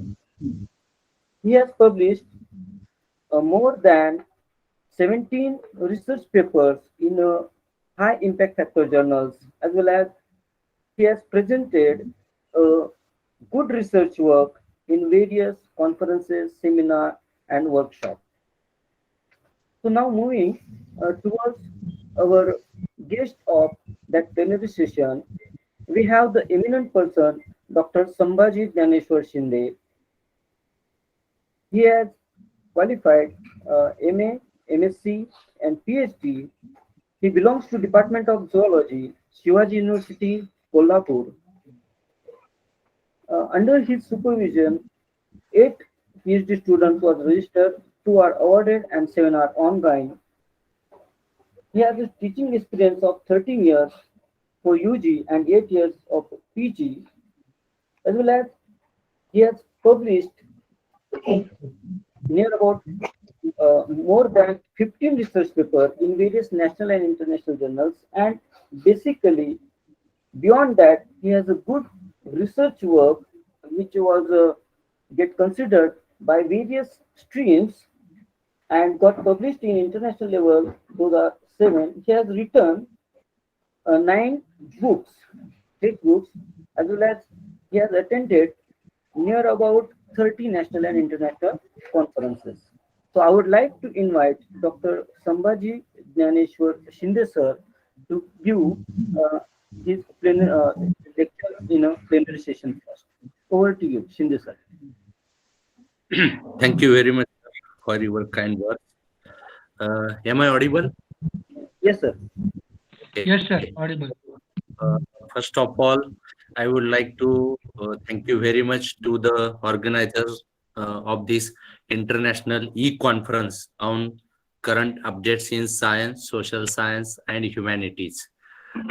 My friend, principal of this particular college, IQSC coordinator, all teacher, researcher, and participants. I must congratulate to the organizers because government of Maharashtra implementing NEP 2020, that new education policy 2020 from this academic year, and this policy speaks about multiple entry, multiple exit, interdisciplinary, transdisciplinary approach or holistic approach to the education. And I hope this particular international e-conference will help all the researchers, students, teachers for finding the potential stakeholders, potential collaborators, and identifying the frontiers and gaps in the social science research. As I say that while speaking about this chairperson of this particular session, Shinde sir, he is from science background. So I will, with limited time, this duration, I will just focus on the social science research, current status, scenario, and while discussing or while highlighting this particular social science theme, I have just assessed or searched many articles, research papers, different research institutes, and they have aimed to provide the particular insight into this fast growing theme that is a social science and current status like that one. And of course, as I say that there are several research fields with highly active topics. Topics like, say, for example, COVID-19. okay, and its impact. Several areas, right from that mental health, psychology, tourism, so many things are there. In while speaking about social sciences, I think first keynote address science professor also highlighted that the social science disciplines, their aim, and the recent scenario. So I will also highlight 2 3 points regarding social science research, their methodology, quality, and the current status. While speaking about this particular, as I say that active topic in this particular social science is now like environment related issues, sustainable development, urbanization, urban related issues, then this COVID-19 related issues, ecology, mental health, agriculture, then the inclusive policy, exclusive policy, profit benefit analysis, and of course, worldwide, again, the population of aging, then gender studies are there. So we all participants, they are well aware about the active research topics or hot topics in this particular social science. And of course, these particular topics and research papers from different journals generally are clearly shown to be the focus of most social science research during this particular. Of course, while speaking about the research output, USA alone contributes huge papers with, of course, Harvard University as the leading institutions. And Saptarshi sir also rightly pointed out that about research, quality of that particular research, scientific methodology of that particular research. Then, of course, present era is a era of huge data, internet, huge data, different scientific methods. That another speaker highlighted the new technology like remote sensing, GIS, internet, these digital platforms, and several things. So mixed methodology is there. By applying that particular methodology, social science research becoming more and more applied one to solve different societal problems. But as I say that to verify that particular data in an appropriate manner, or improve or raise that current knowledge through new evidences, that is the ultimate aim of this particular social science research. And of course, the role of social scientist is equally important, because the progress made by science since ages can be destroyed only because of the social problems, riot, and so many things experienced all over the world. But while speaking about this particular research, maybe scientific research or social science research, we all know that can act as the bedrock or as the soil for the development of any nation, because it can solve problems of different sectors of that particular nation, including agriculture, health, and industrial problems. I think in today's newspaper also, because of this particular climate change, global warming, human impact, the mountain ecosystem, then the whole scenario is disturbing only because of this particular this one. So the role of social scientists, they can make aware or they can warn to the society regarding such particular. Then of course, in means what Saptarshi sir said that while speaking about this particular research and other things, properly implemented of scientific research or scientific research methodology definitely beneficial for the societal changes and facilities that socio-economic transformation in a country through invention and innovation. And there are several examples over the globe. If you see the South Korea, then Taiwan, because there is different kinds of MOUs between India and South Korea, India and Taiwan. Even Israel is a classic example of agricultural development, sustainable development with limited resources. and the what you say, different kinds of societal conditions surrounding them, but still they are making progress on the basis of sound scientific innovations and inventions. So they have made progress by investing in basic and applied research, not only in science but in social sciences also, and that allowed them to advance in agriculture, in medicine, even because South Korea never imposed that particular COVID-19, this particular lockdown and all particular things, because of their science, engineering, and other fields also. So while speaking about this particular social science research, as again, Saptarashi sir remark about IITs and all that particular thing. While speaking about social science research status, Indian Council of Social Science Research, after certain durations, there is an institutional framework. And while speaking about in terms of our country, India, there are near about 500, 600 universities is there, more than 500-600 departments that of social sciences.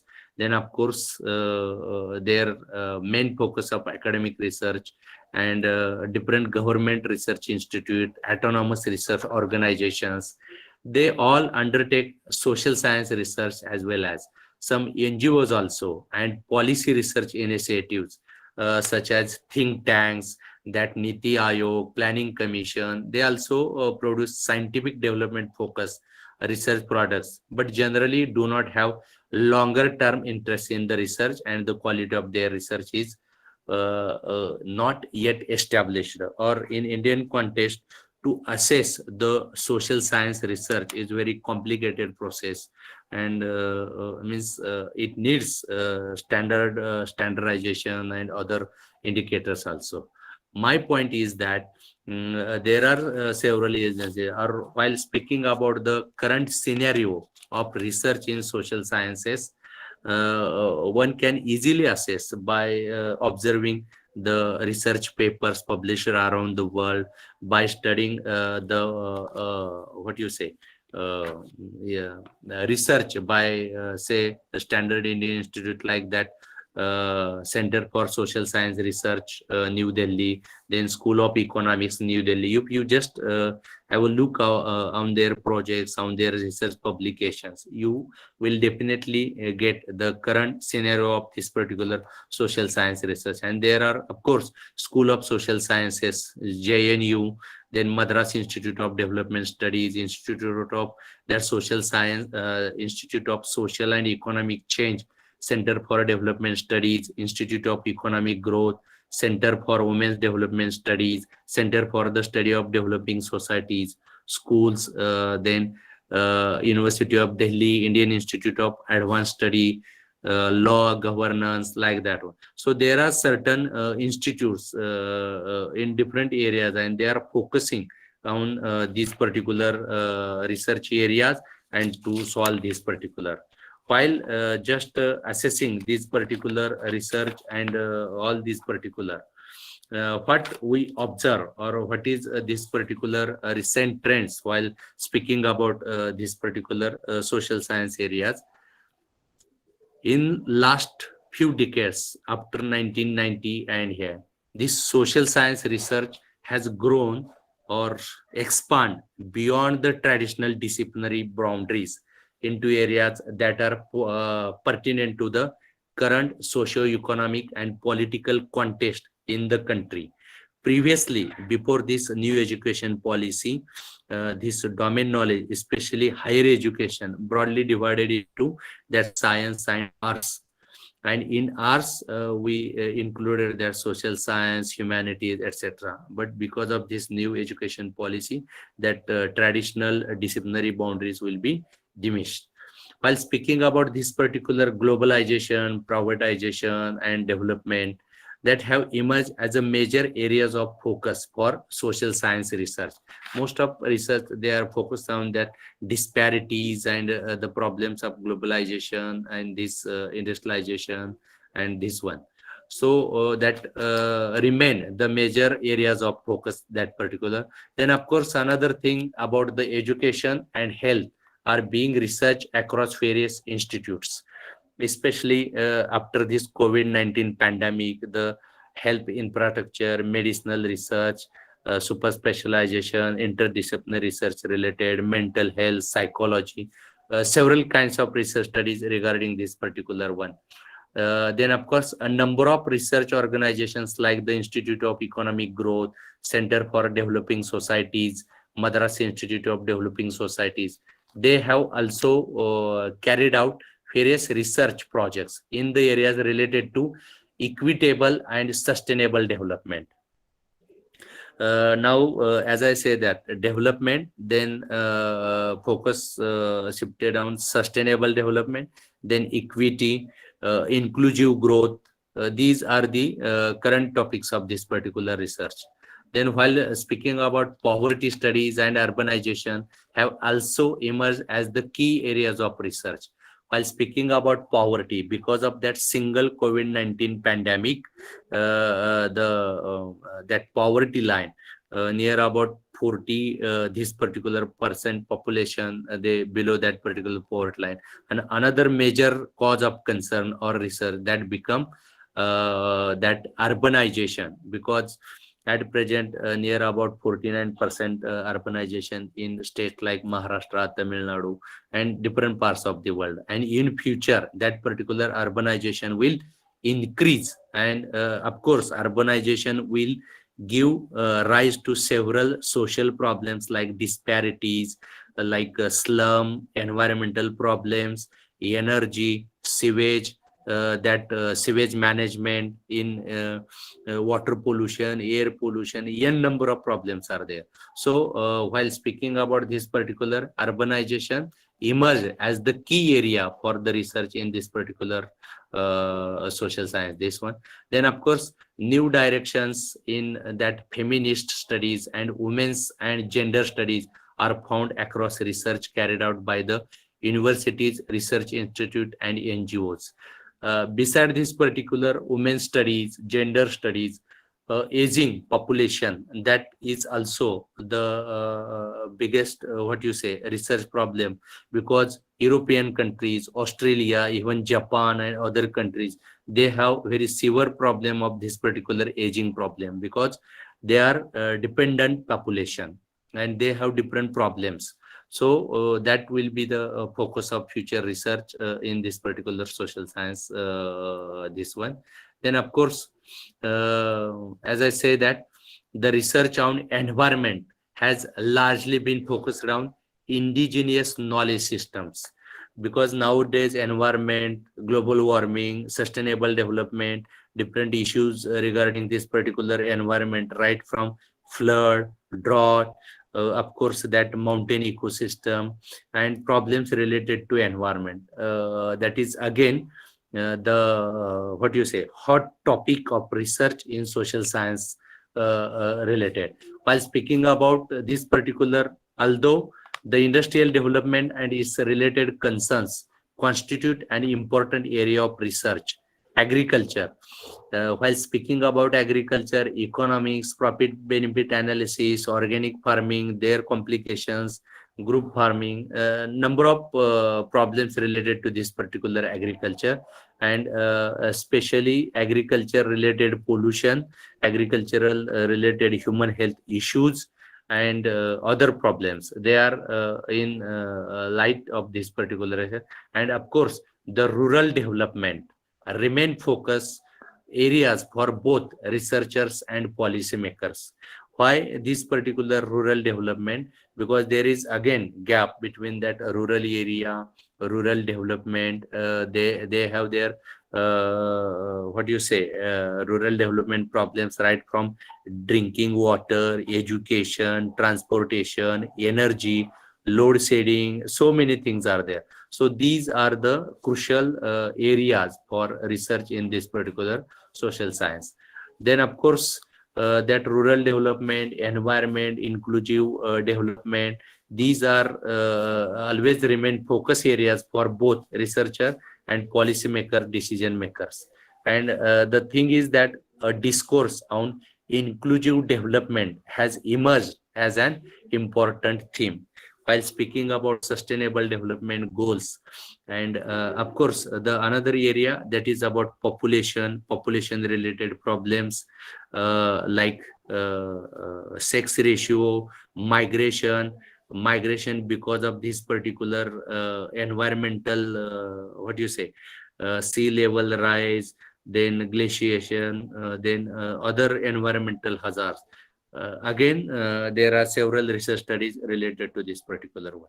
So in total, while considering this particular one, on the background of new education policy, with the help of different kind of data, the validity of that particular data, authenticity of that particular data is again problem for this particular research.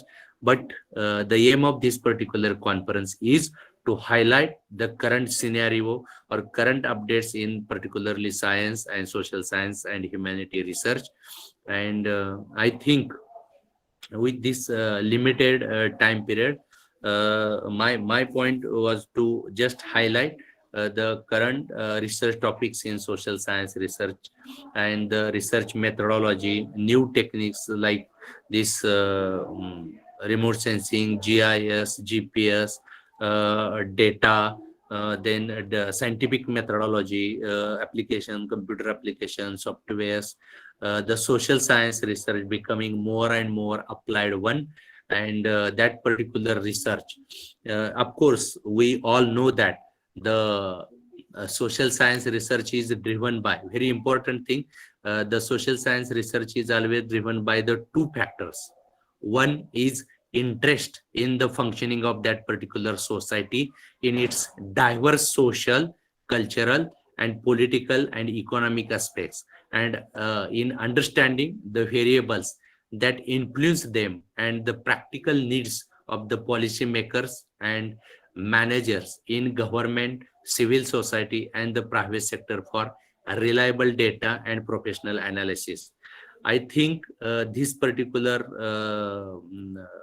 what do you say, the driven factors of social science research, current areas of social science research, by assessing the work done by different organizations and research paper published in various standard research journals, simply identify that the methodology is becoming more and more applied one, scientific one, and contributing a lot to solve different societal problems. But the future, what do you say, research problem in social sciences, more and more complicated one, may be related to environmental related issues, global warming, climate change related issues, right from ice melting and that avalanches to sea level rise, and because of that population migration, refugees, and all that particular thing. And of course, data verification and scientific this methodology. I think with these, I should conclude these particular words. And once again, I am very much thankful to organizers, principal, and IQAC coordinator, and Santosh Mane sir for giving me this opportunity. And thank you very much for your patience listening. Thank you. Thank you very much, sir. A very grateful information was delivered by you, and we get aware about these minor topics which generally not considered by the people. Now, I would like to invite Dr. Mahindra Shinde sir to conclude the session. Over to you, sir. Thank you. Shinde sir. Yeah, thank you very much, Dr. Prakash Wankhedkar sir, and Dr. M.S. Shinde sir, Principal of MGM Art Commerce Science College, Karanjali. I would like to thank you for organizer and chief organizer of this committee, of this conference, because sir, you are organizing such a types of international conference at very rural area, just Karanjali. It is not just a simple village, and where you have initiated such types of conferences. Really, it's a great initiative and lot of efforts taken by you, sir. I'm also thank you, Dr. S.D.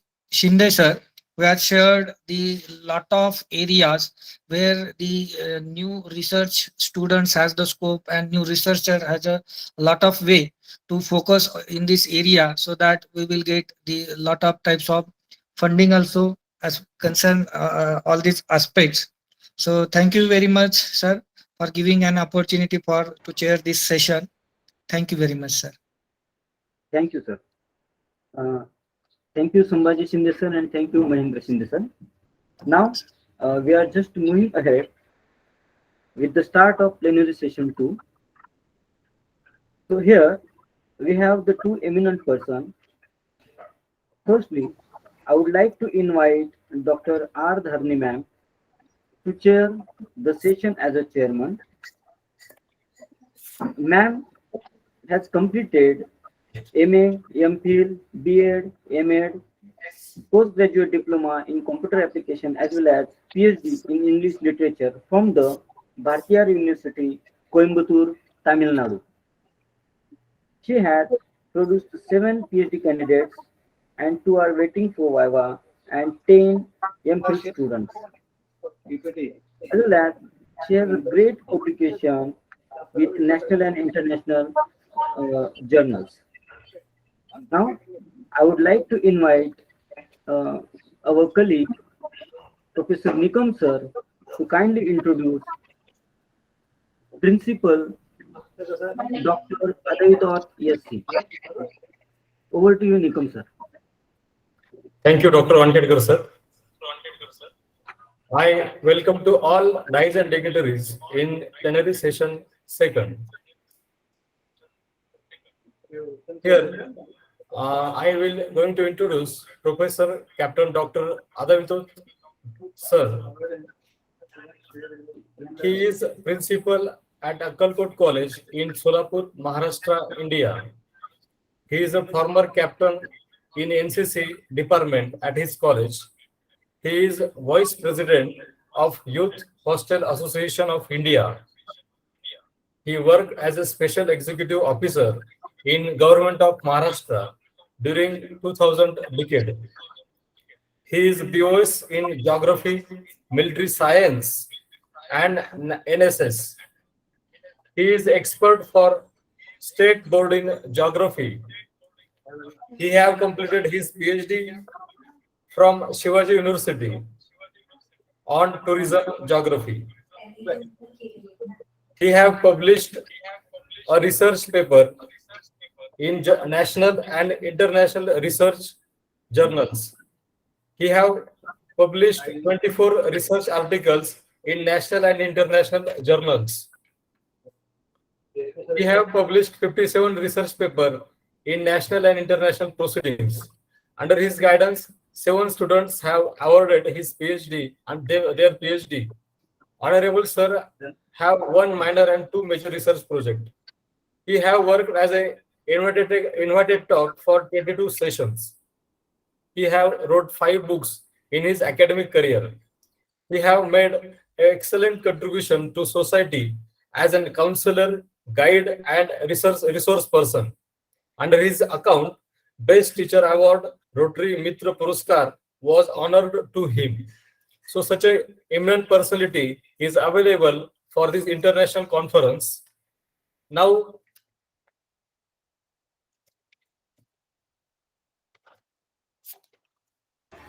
Thank you, Nikam sir. yes, I will over to Dr. Vankadkar, sir. Thank you, Nikam sir. So I would like to invite Dr. Adaitot ESC sir for the plenary session. Welcome, sir. May I audible, sir? Yes, sir.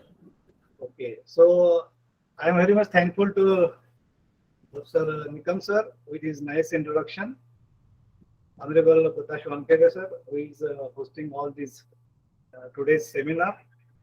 It is my great pleasure to share my ideas towards the development aspects of social science and what are the current updates and as well as innovations in social science field. I am also interested to share some of my experiences with the research activities which so far I have undertaken during course of my research work. As we know, the social science field is one of the basic required field in today's overall development era of our society. So I am thankful to the organizer to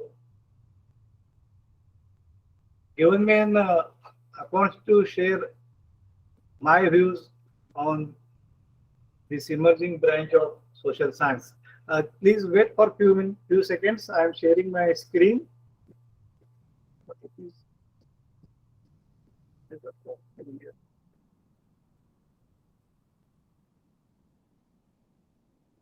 So screen is visible.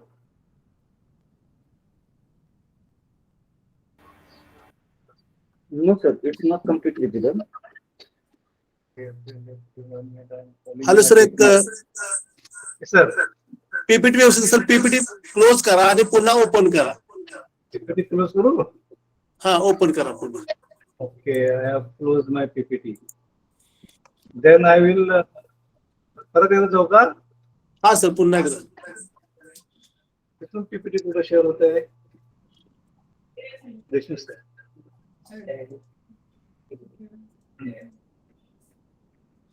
Just a minute, sir. असं आहे.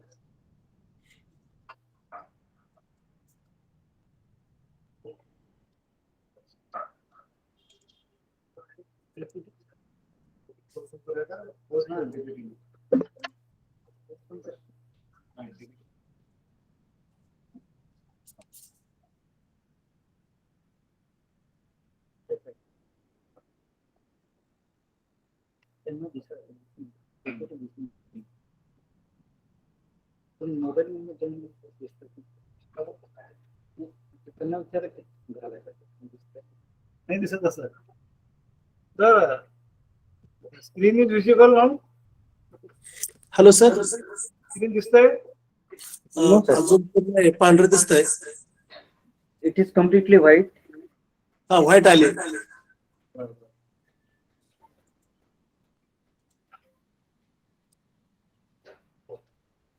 Now नाही sir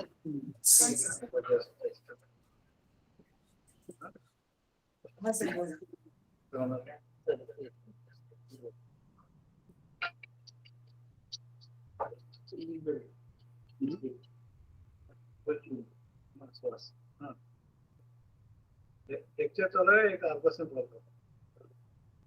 lecture आहे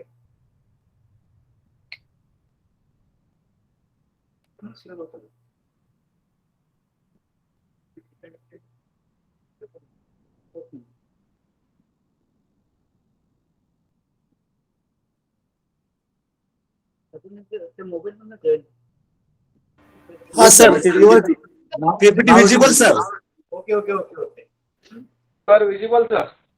Okay, let us sorry for inconvenience. Okay, let us go by one. So topics, as I told you, the current updates, that is innovations in social sciences. These are two images which most important to inspire us. Innovation, what innovation is, as we know very well, inspiration, creativity, vision, solution, intelligence, ideas on one side, and our field, there is social science and humanities on the other side. The things are moving around this globe. Either they are scientific development or human development. Let us start with the basic points of discussion. There is characteristics of social science. As we are members of social fields, what are the important characteristics of social science? As per my idea is, number one is sensitivity.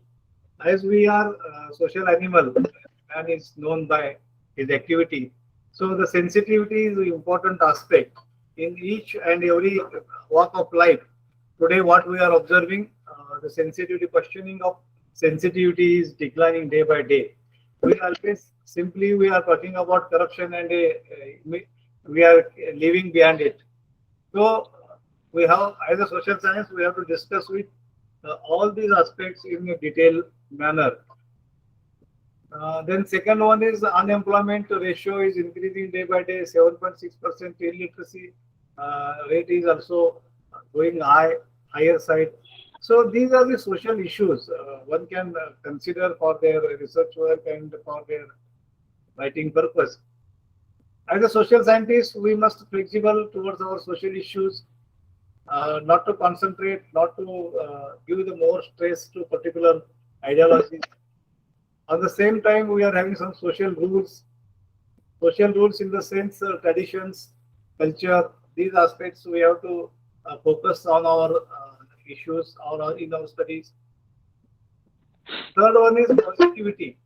We always think about the positivity, about the issues which are nowadays discussing in our society.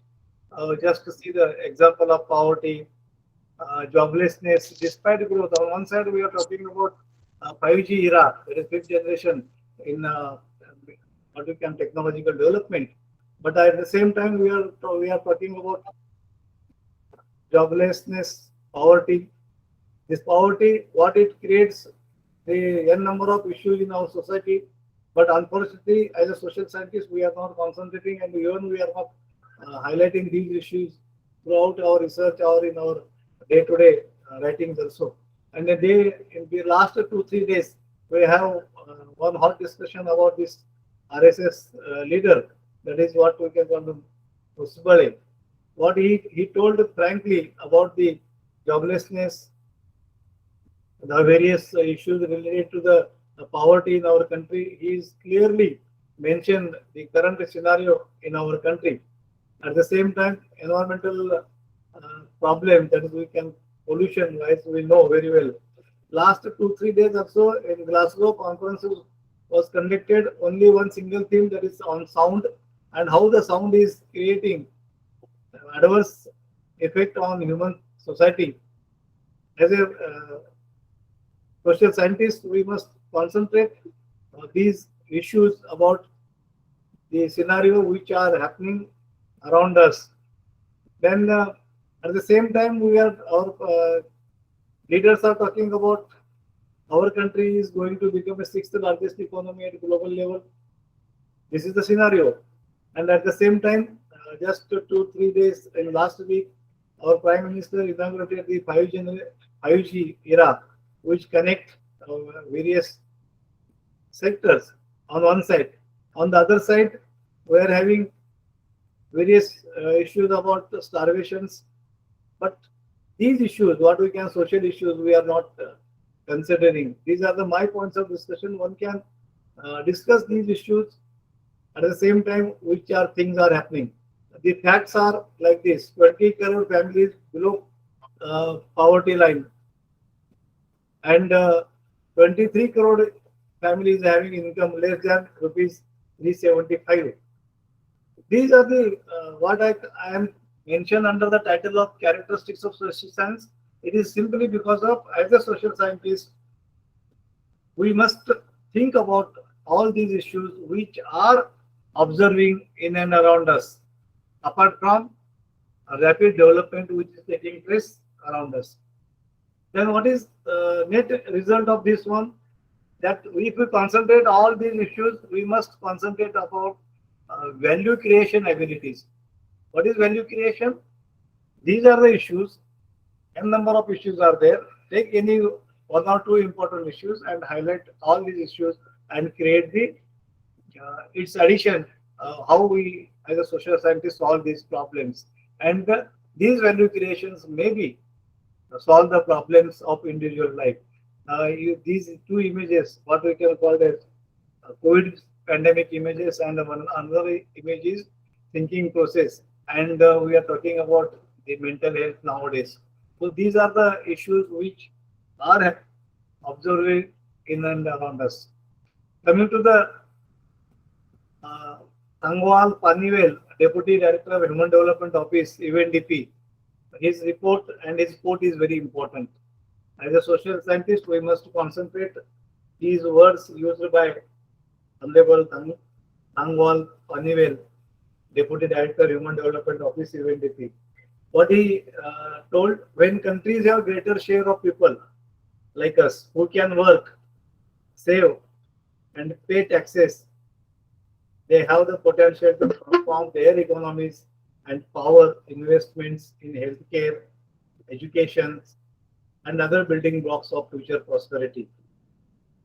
So, as a geographer, political scientist, economist, sociologist, psychologist, any field of discipline we are doing our duties, we must consider what these directors, higher authorities are talking about. That on one side, expectation is the population, working population is essential. Then these working population have the culture of saving the money. Once the saving culture develops, then the money comes into economy. And at the same time, the honesty in paying the income tax, that is very important. And this is the potential of any country. And thus potential must be transformed their economy, that any country, country economies into power investments, healthcare issues. We know that in COVID pandemic, we come to know what is the status of our healthcare. And still today, we are having n numbers of healthcare problems in our system as far as government sector is concerned. Education, Dr. Shinde sir has talked about NEP and what is going on in very near future, and other building blocks of our future prosperity. One can concentrate these issues. Coming to the what are the current trends in social sciences, communication, which is going on around us. We must concentrate our discipline and along with other disciplines. Other disciplines, now we can take help of other scientific development. Let us take the example of artificial intelligence. How this artificial intelligence we can use in our research world, or Internet of Things. Such things are moving around us and we have to concentrate blending of these two. Then coming to the next one, cultural studies, which is very important. Cultural scenario nowadays, present central government and state government is concentrating that our Indian culture must be highlighted, and we have to highlight our narratives of our huge cultural tradition. Either it is Ramayana, Mahabharata, Upanishad. That is the importance of culture, and at present scenario, how this our cultural aspects are helpful to give the peaceful life of our society. Because if you today ask anyone how things are going on, each one is reply that under tension, under stress, each and everyone is living. So for that purpose, economies are playing an important role. This image gives you the self-help group concept, which is really change the rural life of women society. This self-help bachat group, what we can call it. Then coming to the fourth one is psychological issues, mental health. Just now talked about this one. This mental health issue is first introduced in 1991 Indian census and first time discussed, and the question is asked during the survey. Somewhere in the families, those who are suffering from mental health, but the reply and the data is very poor because no one is ready to say that in my family one or two members are suffering from mental problems. It is not an open one. The person looks like quite good, but mentally he is under stress and therefore his mental health is questionable. And now today we are in a society where on one side rapid technological development, and due to that various issues about mental health is arising in society. Then fourth is equality and non-discrimination.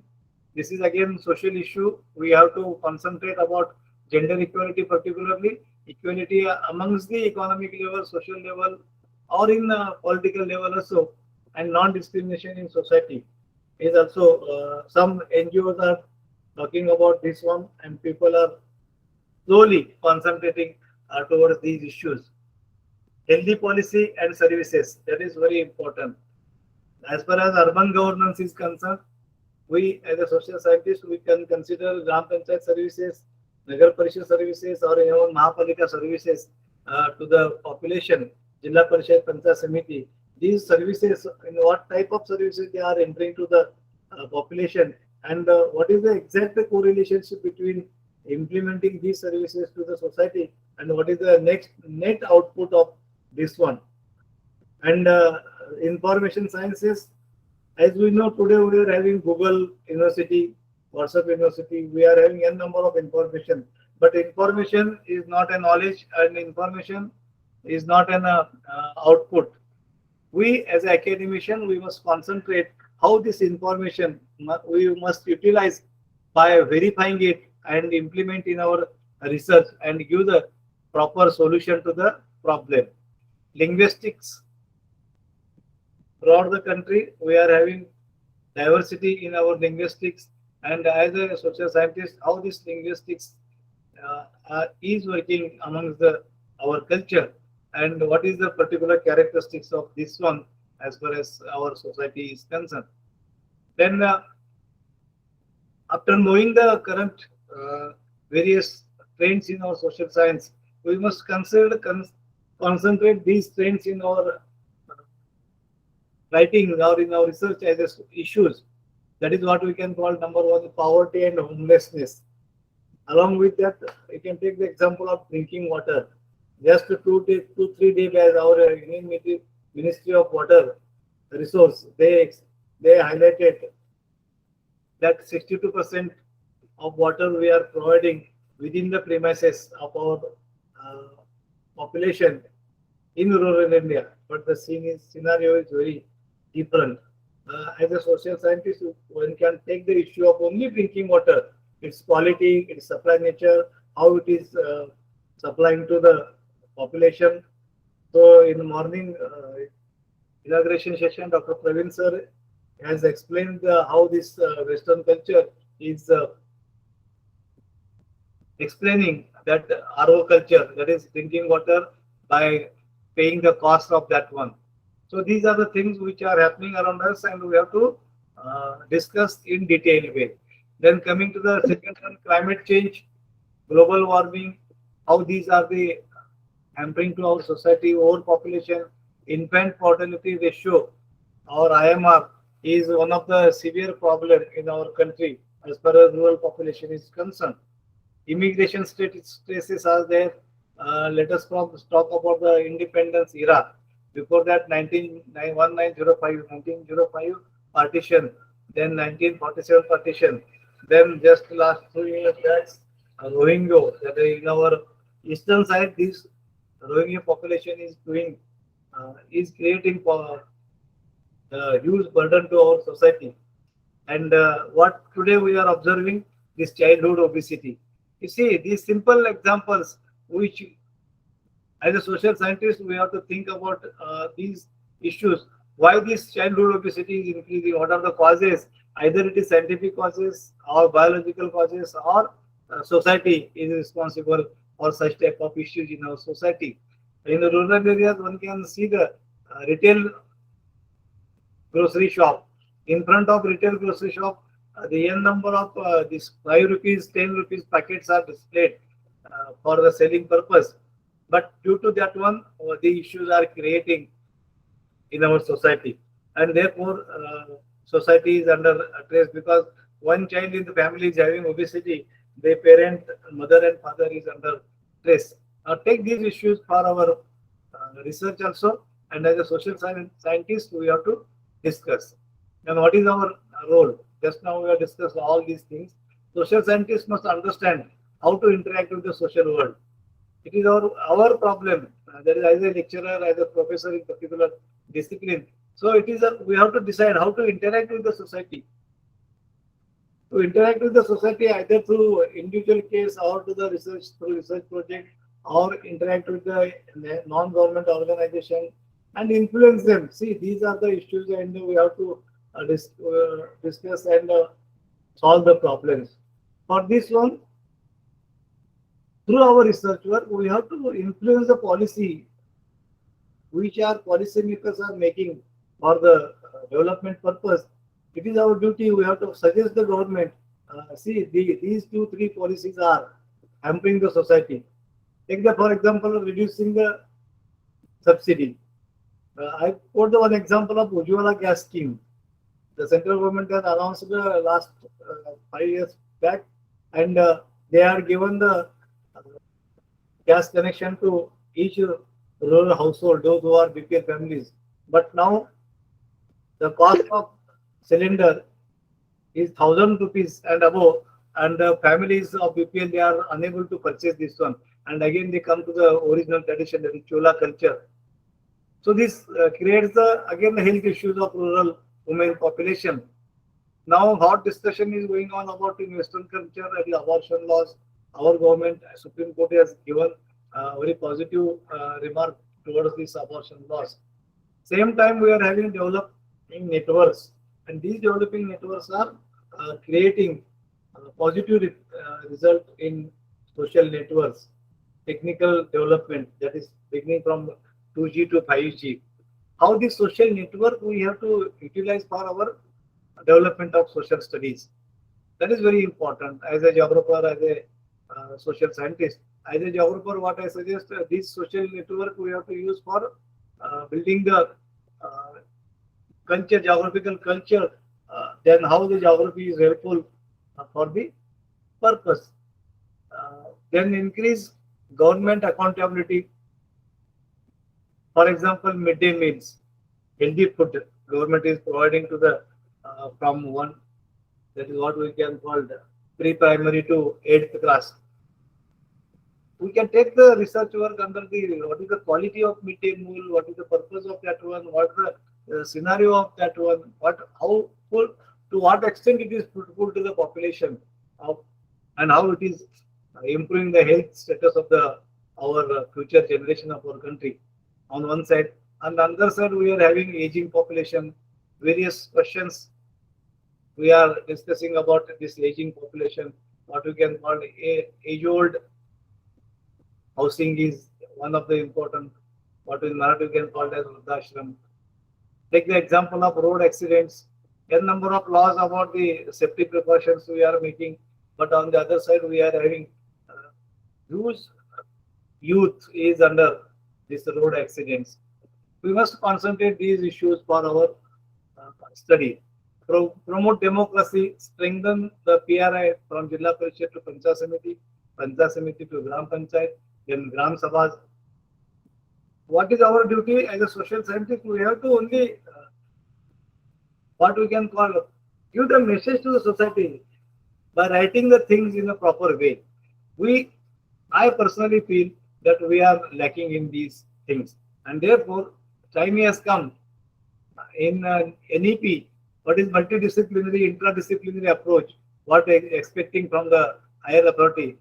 It is our duty. We have to use such type of subject for discussions, and even in our curriculum, we have to update all these things accordingly need of the society.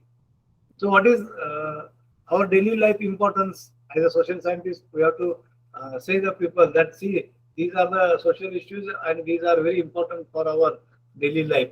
So, what social science helps to understand? First, we have to understand ourselves. Inner feelings are very important. The personality traits are very important. Not a single person, how he is thinking about his life. Because today's, when you open the newspaper, any newspaper, one can observe the various incidents of suicides. Why these things are happening? So it is a question as a social scientist. Think about ourselves, our relationships to others, to other world. So these insights that provide change people's life, day-to-day life. So for that purpose, what the United Nations Sustainable Millennium Development Goal they have set for in the year 2030. That is very important, and one can concentrate as a social scientist. It is my appeal to all to go for these things. And as we know, in a very brief, I am explaining definition of innovation. What is innovation? Innovation, it is a complex process, no doubt, but we have to introduce novel ideas into use of practices. What is Lemson? He has definition of this one. Peter Drucker has also given the knowledge applied to task. Whatever knowledge we are having about the society, social world, how we are going to apply this one. So knowledge applied to tasks that are new and are different as innovation. Innovation is not only the job of scientists or pure science people. It is also our job. We have to search the new field, new way of thinking, and that apply the knowledge to the solution. So what innovation gives? Innovation is transforming knowledge into money as far as commerce and science is concerned. And research, what is research? Research is transforming money into knowledge. How it is going on in and around us, we must know. The research is transforming money into knowledge. Then elements involved in innovations, that is, we must, as a teacher, we must know and promote the ideas to the student. Creativity first. How creativity? We must have inspiration, then vision, then ideology, then brainstorming, mind, immigration, innovation, motivation, knowledge. So for that purpose, first we have to generate ideas, then explore, take the challenges, prepare design, and implement it. So these are the elements involved in innovation. So these are the steps we have to go by one, generate the ideas. Advocacy and screening is the second step. Experimenting of the ideas, third one, then commercialization, diffusion, and implementation. So this innovation in social science and science is totally different, but we have to use these one or the other ways. Qualitative versus quantitative research is very important. What science people are thinking about lab work, they are concentrating, and what we are doing, qualitative approach in our social scientists, interviews, then focus on group discussion, observations, and documentation. What we as a social scientist must concentrate. So research in social scientists, so far research is made qualitative approach, theoretical base, individual observations. In geography, we are having land use theories, concept of state, diffusion theories, women empowerment theories, marketing concept of cycle, then reservations for women panchayat and service sectors. These are the issues in our social science. And as a geographer, as a political science, social scientist, we must blend the science, technology, and social science, remote sensing, GIS, geographical information system, global point system, application of IoT, artificial intelligence, robot. So these are the things we have to concentrate. What things are going on around us in agriculture and the tourism sector? Just now the employment is generating in drone sector. And as a student of social science, we must give the training to the student. See, instead of giving the pesticides to the crop, you have to use in near future drone technology to everyone, greenhouse culture. So these are the things which are changing rapidly, and this knowledge we have to impart to the our students. So these some agriculture innovation trends in our society. So eco-friendly plant production products are organic farming, which is very nowadays market trend is going on. So this one hand information, that is mobile technology, water management. Through the mobile we have to use this starting the pumps in our agriculture field and choice. Tourism sector, again kiosk is there, and people are talking about one-stop information when they are landing at particular destination. So this information is there. Various stakeholders in tourism sector. So as an example, I'm quoting this one: local residents, local government, tourist service providers, and government. How this tourism sector, as a geographer, economist, political science, sociologist, must concentrate by taking these issues as a research person. In 2030 Sustainable Development Goals, the 5 P's are very important. People, the well-being of all people is very important. We have to think about always as a social stand to protect our earth ecosystem, prosperity, continued economic and technological growth, peace, securing peace. As a scientist, social scientist, we must concentrate. As a literature person, they also talk about the how the literature is helping for peaceful life of the people. Partnership, improving international cooperation. These 5 aspects are interdependent. One can think about integrated thinking and integrated approach for the development goals. So these goals, when we consider this, Kofi Annan, the 10th UN Secretary, has concentrated the challenges to the social scientists. So far, as I discussed about these issues, water and sanitation, energy, tourism sector, health sector, agriculture, biodiversity, protection and ecosystem management. These are the challenging issues.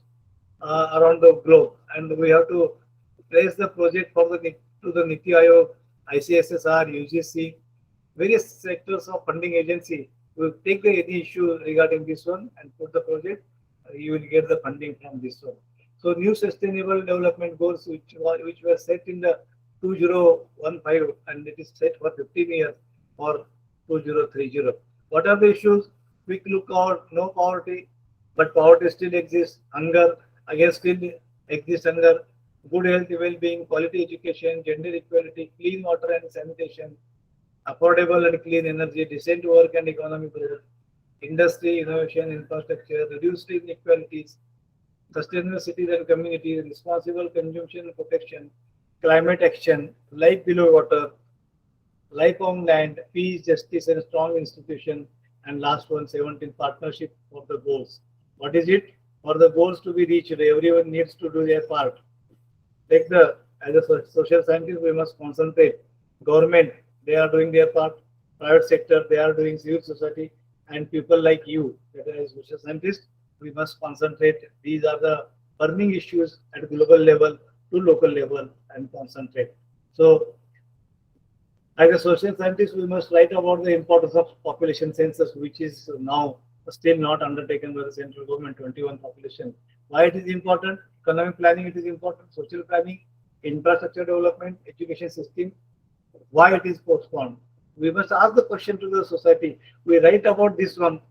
Why government is not interested to undertake this 2021 Indian population census?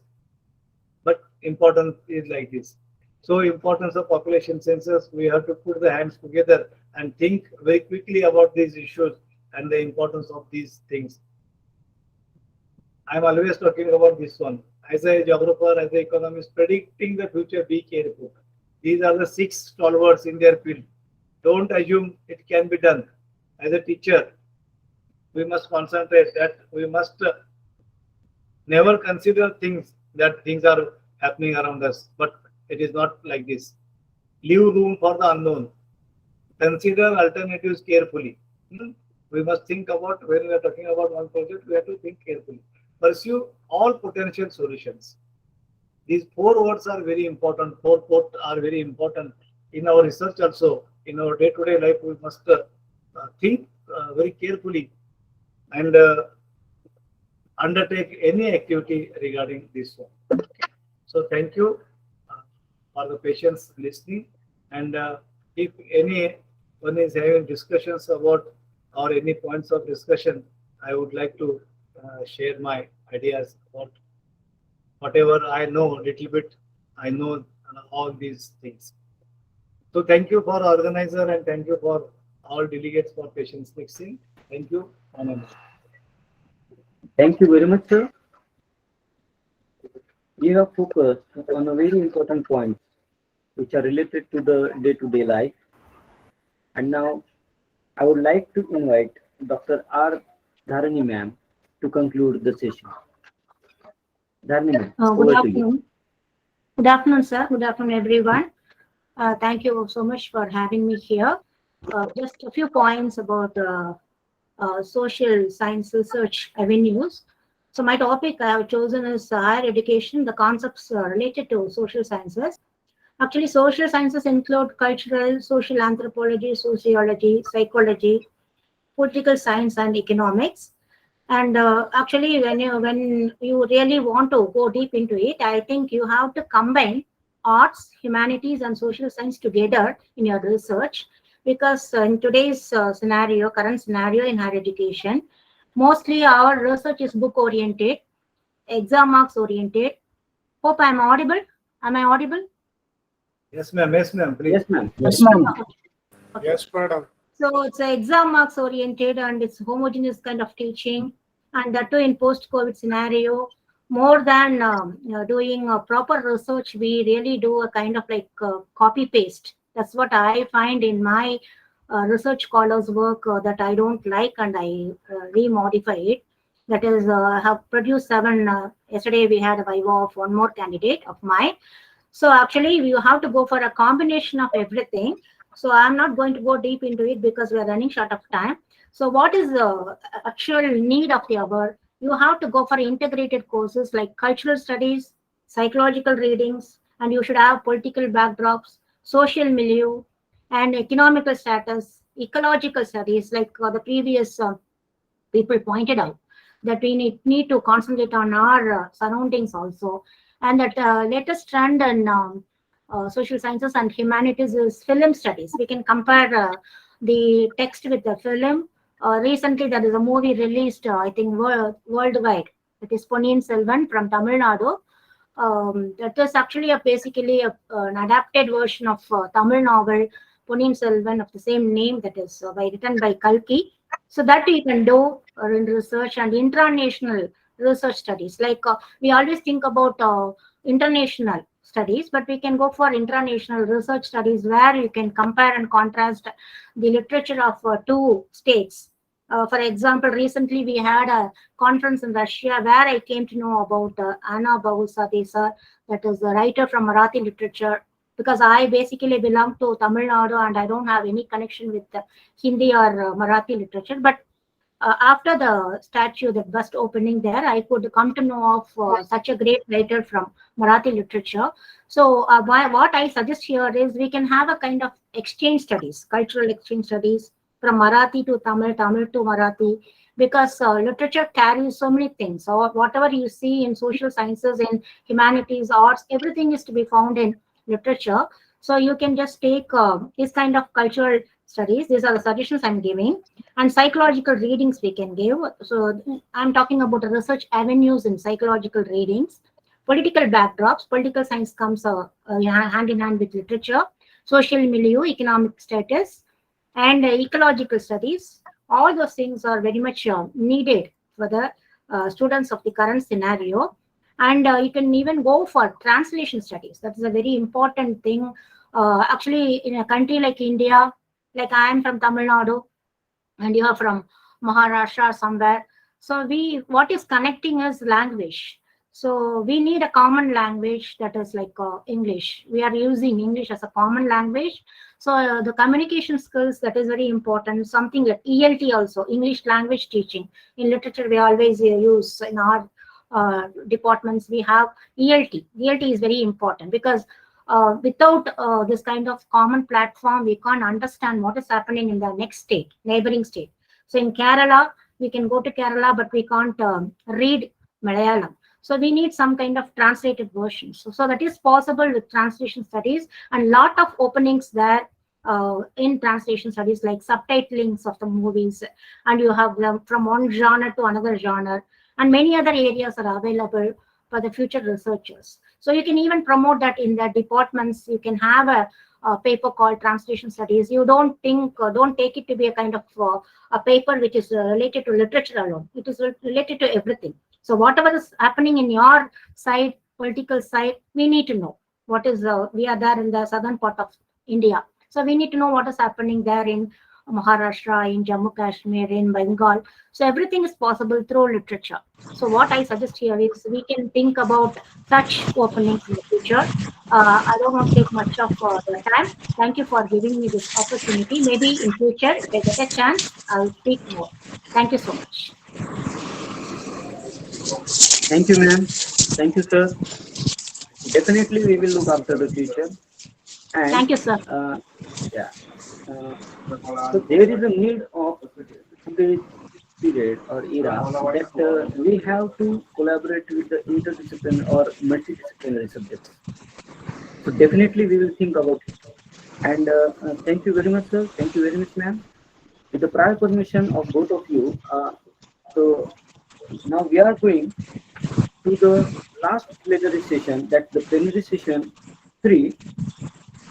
Now here, I would like to invite the chairperson, Dr. Sheikh Hasim Muhammad Isaac, Assistant Professor, Head of the Department of Zoology, Srimati AMC College, Kusapa, Hubli.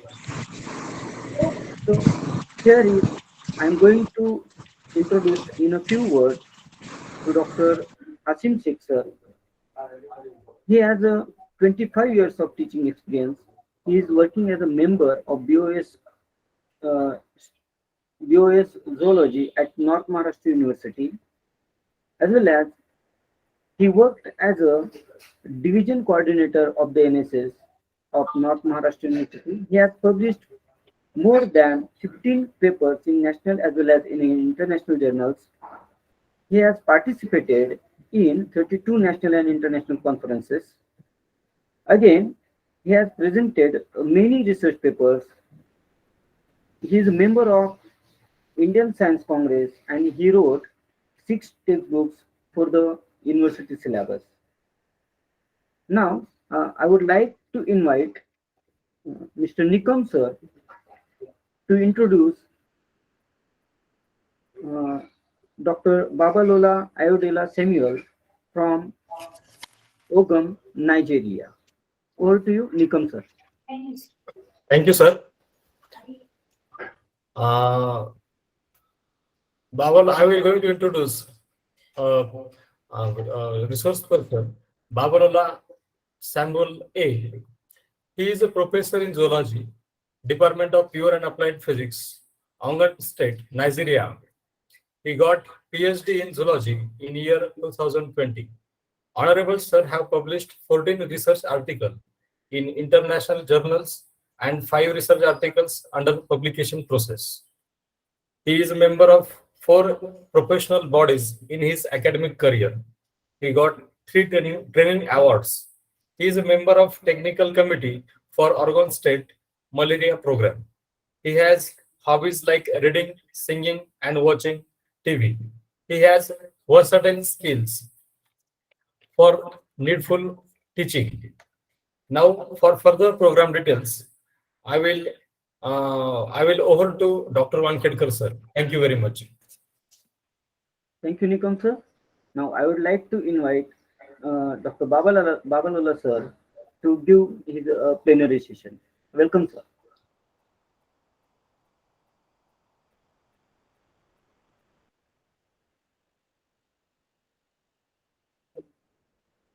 Sir, kindly unmute, sir. We can't hear you.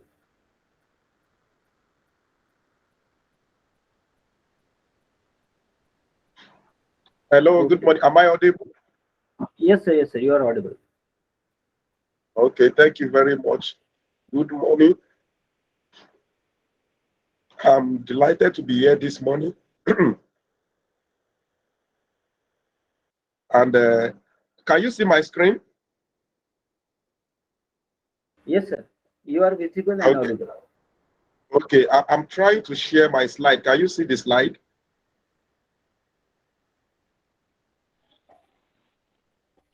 No. Your presentation, it is not visible. Sir, it is not visible. Kindly share. Share the screen. Okay, can you see the screen? You can see it, right? Yeah. Okay, thank you very much. So I will be presenting on optimizing the opportunities in science and technology in developing countries. So if we look at the life in the past and now, we can see that there is a lot of scientific innovations and discoveries. And this has been driven by practical technologies.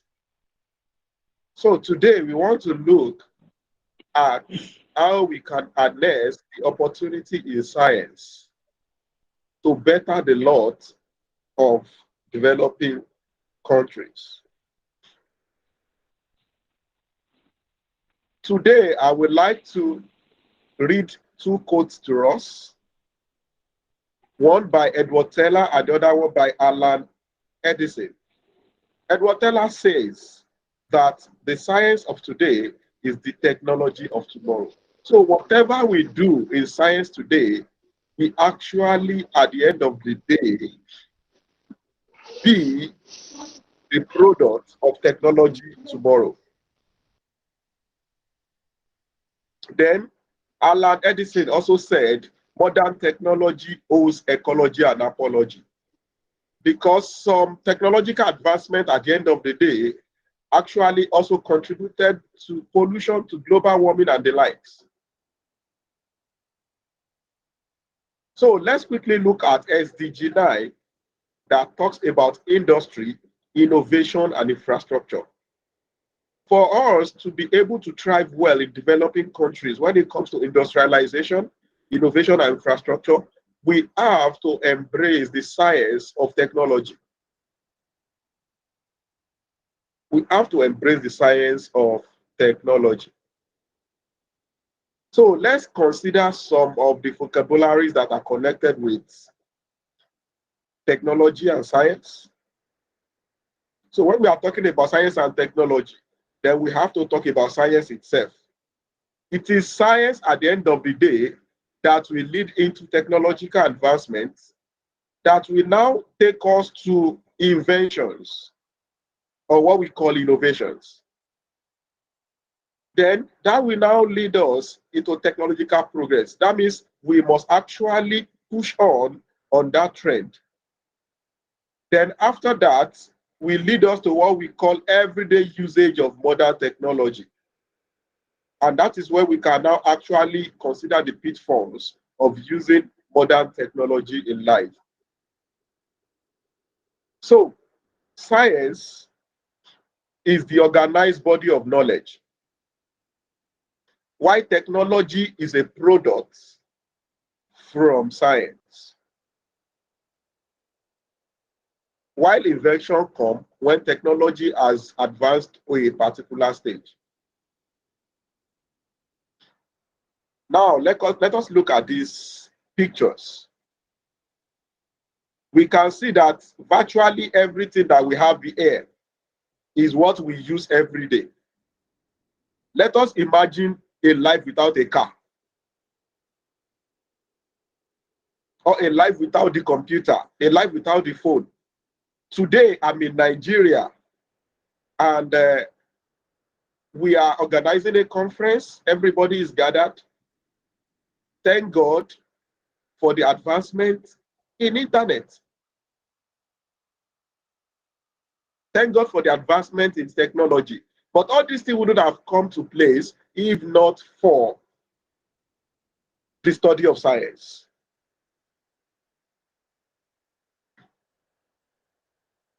Let us look at these pictures as well. This is what has been used in the olden days. Now we have mobile phones, we have portable computers, we have laptops, we now have standard gauge trains and the likes. Now let us compare these two kitchens. If we want to choose which of the kitchen will be comfortable for us, we will choose kitchen A and not B. This is the power of science and technology.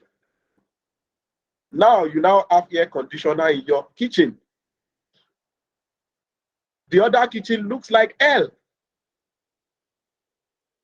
That is the power of science and technology. But the truth is, a lot of developing countries are still technologically backward. They are still in stage B.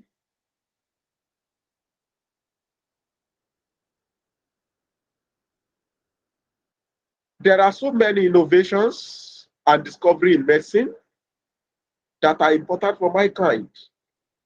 Now you can do X-ray, you can do full body scan, you can do cloning. All thanks to technology and even production of drugs. Now, let us also compare means of travel in the past and today. In the past, it's through horses, but now we have mobile, we have vehicles of different grade and of different products.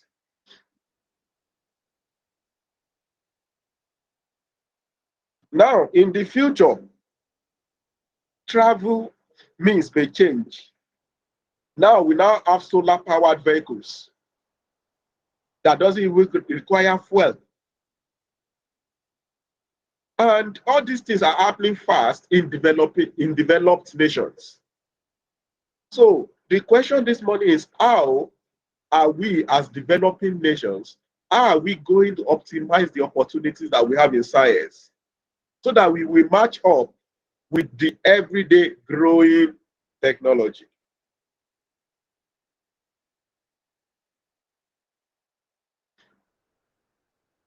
So we can see the pictures, we can see a lot of advancement in technology, like the way they are not, we don't have it before.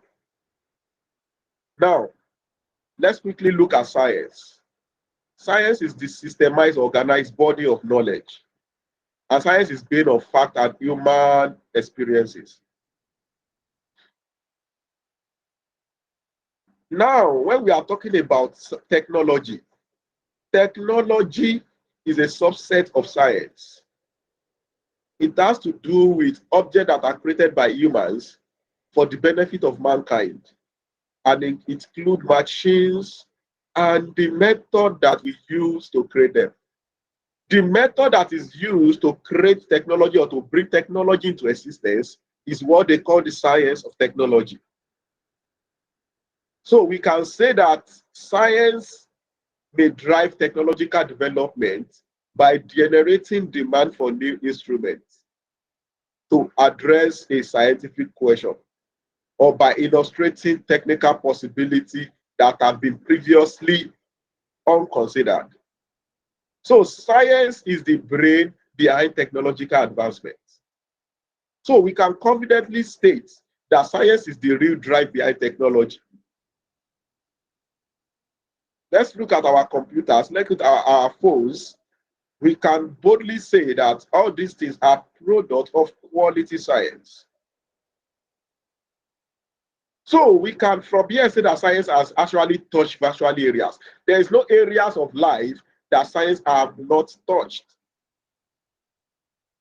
Globally, we have experienced tremendous advancement in science in virtually all areas of life. It includes all these areas, but not limited to them. Health, we can see how science has really impacted health. Now, you can flush the whole body system, you can flush all the blood and replace it. You can even do heart transplant. You can do kidney transplant. You can even do bone marrow transplant. So we can see that science has really touched the health sector. But the problem is that in a lot of developing countries, they cannot even afford the recent advancements in health because their science is faulty. So they couldn't get to the level where technology will actually expand to meet up with the health demand of our citizens. Science and technology has also affected the education sector, even agricultural sector. We have modernized farming, we have gene editing, we have what we call genetically modified organisms. Even science has really affected food and potable water. But how many of developing countries can still boast of food and potable water?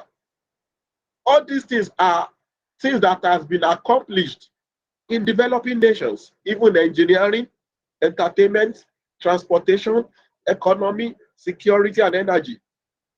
Many developing countries are facing security challenges that could have been solved with technology. So we can say that developing nations are still lagging behind despite the recent advances in science.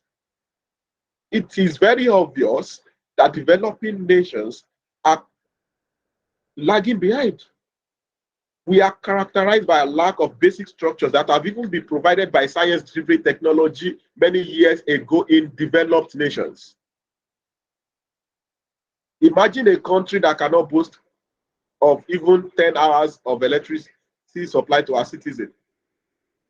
Country that is characterized by bad and terrible roads, coupled with high level of insecurity and famine. Imagine a country where they have to export ordinary toothpick. So you can see that developing countries are really, really lagging behind when it comes to science-driven technology. So let's look at the problems that are affecting scientific advancement in developing nations. One is the lack of well-functioning scientific innovation ecosystem. When we are talking about ecosystem are the embodiment of an environment. And everything must be put in place for that system to function. And number one problem we have in developing nations is the lack of well-functioning scientific innovation ecosystem. The system created by government of developing countries are not supporting well-functioning scientific innovations. Where there is no electricity, where there is no fund, where politicians are diverting the funds that are meant to better the lot of our citizens. How do you want science to thrive in such environment? No equipment, nothing. Also, all these problems will now lead to what we call brain drain in the country as a result of capable and brilliant minds leaving developing countries in mass to search for more comfortable environments. So what we are saying here is that a lot of good and capable hands that will have enabled, that will have drive science, that will lead to technological advancement in the country are leaving the country in mass.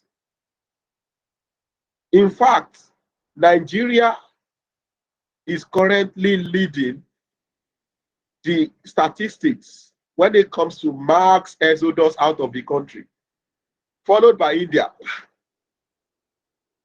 And these are brains that are supposed to actually drive science that will lead to advancement in technology within the country. This is very, very linked with corruption and lack of political will by our leaders, by the government, which was also fueled by their misplaced priority. Imagine a president of a nation traveling out of his own country to receive medical help. Shows how bad we are in developing countries, how bad this situation is in developing countries.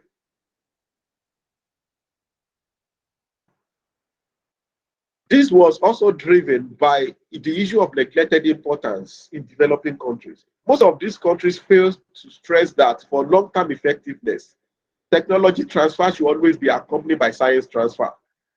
You can't transfer technology without transferring the science behind it.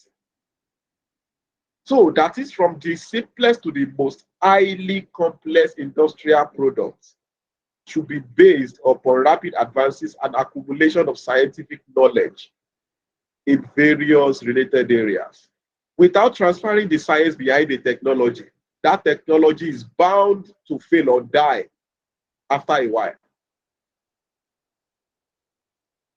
Compared to technologists, economists, and planners, the extent to which scientists are allowed to play a role in nation building is another important problem in developing countries.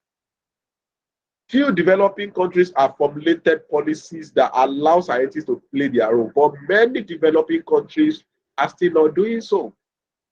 How will a government bring policy without science informing it? How will somebody just wake up in one night and just say, okay, this is what we want to be doing now, without a science backing it up? That is the exactly situation we are in developing nations. What major thing did the developed world did to progress way faster than the so-called developing countries? Today, in developed countries, basic and applied scientific research is an essential investment in the long-term welfare. So they invest for a long time in science, in applied science, in developed countries. You will see them funding a scientific research for 30 years. They said this is what we'll be looking at for the next 30 years. And that is why we can see them rapidly developing. They are constantly researching because they have provided the environment for that. Unlike the developing nations with myopic view of science, they aim at achieving short-term goals. In the universities of developing countries, they assign highest priority to stimulating and nurturing scientific and technical talents. And this also results in the concomitant training of their students. So they train their students, they identify talent, and they give priority to stimulating and nurturing them. What emerged from this priority is the close association of education and economical growth. So you can see that their increase in level of educational advancement also resulted into economical growth because they are producing. Because their science is actually driving technology in the long term. So it accelerates the rate of growth and rate of productivity. And this can only be accomplished by stimulating and supporting scientific educations in university. That is what these developed countries did that made them to progress way faster than the so-called developing countries. Science in developing countries has been treated as a marginal activity and perceived as an ornament. So indeed, most of the developing countries do not realize that their situation can only be rectified with infusion of modern science and technology to their societies. Although some developing countries are aware of the importance of science and technology, but this awareness does not necessarily make it easy to develop and popularize science.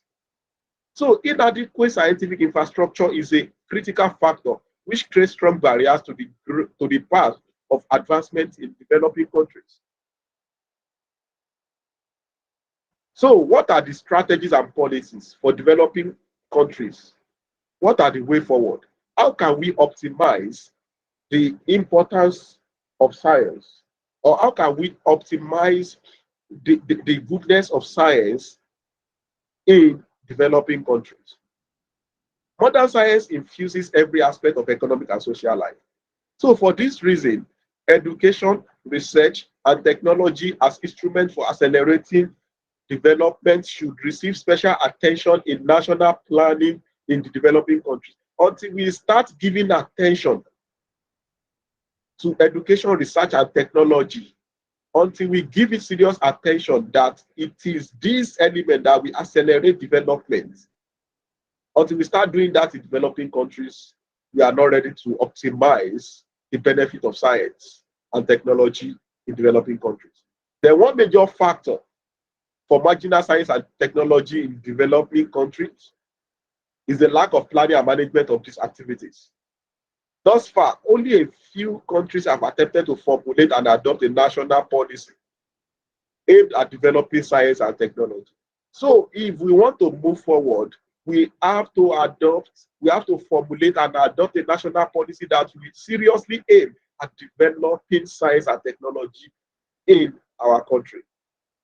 And in order to make a realistic plan, not only a vision, but there was what we call scientific leadership, not political leadership now, but scientific leadership and investment in science enterprise, both by government and private sector.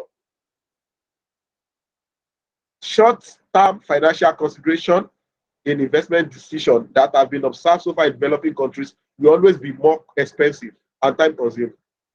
So we must start looking at a long-term funding of financial consideration and investment in science. That is when we can reap the fruit of science. That is when we can actually optimize the benefit of science in developing countries. Then the institution for scientific education and the research-oriented professors, well-equipped laboratories, modern libraries, and archives within this institution constitute the minimal requirements of a scientific infrastructure in any developing country, and they must provide for it. These are the minimum requirements. we need institutions that are scientific, educated, and research-oriented. We need professors that are research-oriented. We need well-equipped laboratories. We need modern libraries. We need archives within this institution.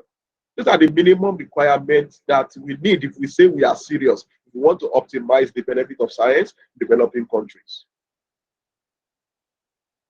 Science policy in developing countries should be determined in collaboration with the government, universities, and the industries.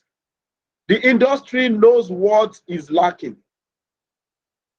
The universities should know how to provide the science that will result into technology that will fill the gap, while the government need to now consolidate the interaction between the university and the industry.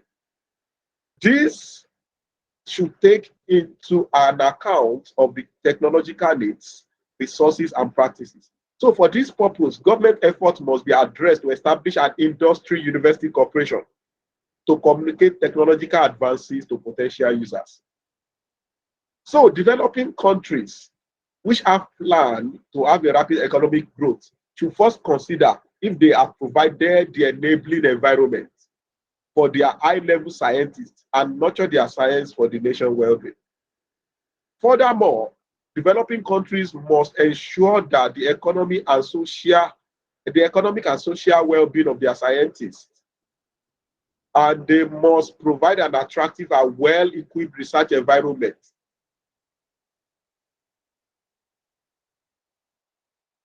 that will prevent their migration to other countries. So that means we should enrich them with scientific and social opportunities. Science and technology-based industry should be identified as a major source of economic growth and a means of addressing important of social problems as well. My conclusion is that developing countries should be committed to retaining high-level scientists, stimulate them, and provide funds and other support to encourage and maintain their productivity.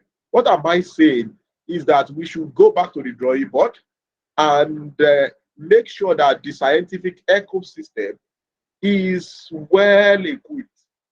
Let's create a well-functioning ecosystem that will drive the economy and place developing nations to where they're supposed to be.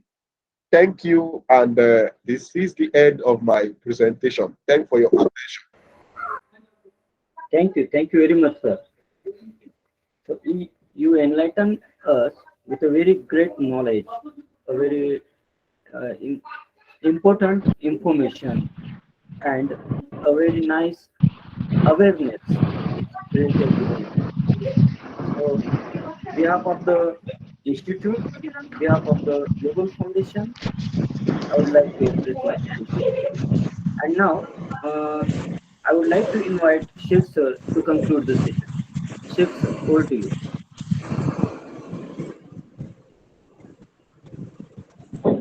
Dr. Wankhede, someone have to ask some question. Will you allow her?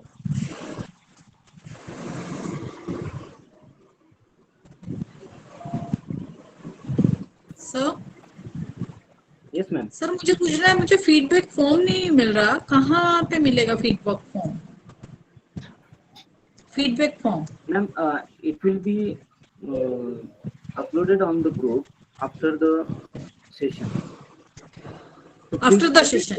Yeah. After the session. Okay. Okay. Yeah, thank you. Sir, mail पे भी डालोगे? Okay. Can we continue the session, ma'am? Okay. Okay. Thank you. Okay. Thank you. Okay. Hashim Sheikh, sir. Sir, please unmute yourself. Sheikh, sir.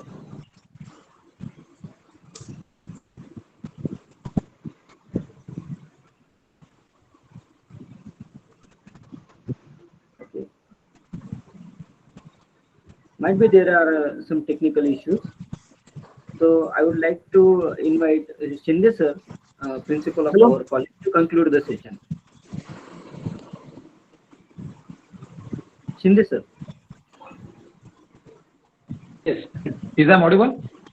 Yes, sir. You are audible. Hello. Such an informative and a nice enthusiastic talk was given by Dr. Babalola from the Federal University of Agriculture. No doubt there are the many researchers are ready to do a research, but the funding issues are raised there. So, but in conclusion, Dr. Babalola says that there should be some opportunities and the funding should be made available to the different kind of the researchers, so that not only the economy but also the progress of that country will affect that research. So I extend my warm thanks to Dr. Babalola and to give you such a nice talk. Over to Dr. Wankhede. Hello. Hello. Yes, sir. Thank you very much, sir. Hello, you are audible, sir. Okay. Thank you, Singh sir, and thank you, Dr. Babalola, sir. Hello. Oh. So, a very nice information was presented by the all keynote address speaker and resource person. Thanks to all of you, the person who worked on National Advisory Committee as well as International Advisory Committee, and the president of our institute, Narhari Jirwad Sahib, as well as the secretary of our institute, Padmakarji Gauri Sahib. Following them, principal of our college, Dr. Mahendra Shinde sir, and the people who are going to work as a chairman and co-chairman for the paper presentation ceremony. It will start at 2 o'clock because many participants want to have a lunch break. So we are allowing this. Just I'm going to announce the few names of the people who are going to work as a chairman and co-chairman for the present scenario. Dr. Satvir Kaur from Himachal Pradesh, Dr. Jagat Rao Dhangar from Gujarat, Dr. Aisha Basir from Jalgaon, Dr. H.D. Jadhav sir from Jalgaon, Dr. Yusuf Patel sir from Bendai College Jalgaon, sorry, Ikra College Jalgaon, Dr. Sahib Rao Pawar sir from Karwan, Nasik, Dr. S.K. Magre sir from Abona, Nasik, Professor Praveen Jadhav from Ashoka College, Nasik, Dr. Madhuchandra Bhusari sir from Chopra, Jalgaon, and Dr. Sheikh Baba Sahib Rasool from Pune. So, I would like to make a thanks to these eminent persons, as well as I would like to give a special thanks to the people who are supporting, who are cooperating, and who are giving their all efforts for the success of this conference, especially to Santosh Mane sir, as well as I would like to announce that we have prepared the 4 groups for the presentation of the papers, which are going to head by various people. The first is science group, which is going to head by Dr. A.S. Dondare sir. Next to it, the group of social science, which is going to head by Dr. D.T. Taide sir. The commerce and education group by Dr. Yanar Giri sir, and the group of humanities and language will be handled by the Dr. Smita Chavan, as well as there is a special assistance done by the Nikam sir. I would like to express my thanks to all the people who are in front as well as on the back side of the stage, who are going to help the entire conference going to be success. So once again, I would like to express my thanks to all the participants, all the resource persons who have given their time and knowledge, shared their knowledge with us. Again, we are going to share the feedback link after end of this session. fill the form of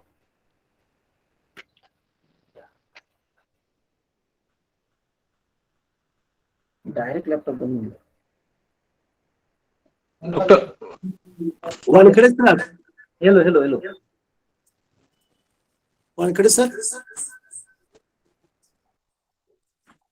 Wankhede sir actually, Doctor,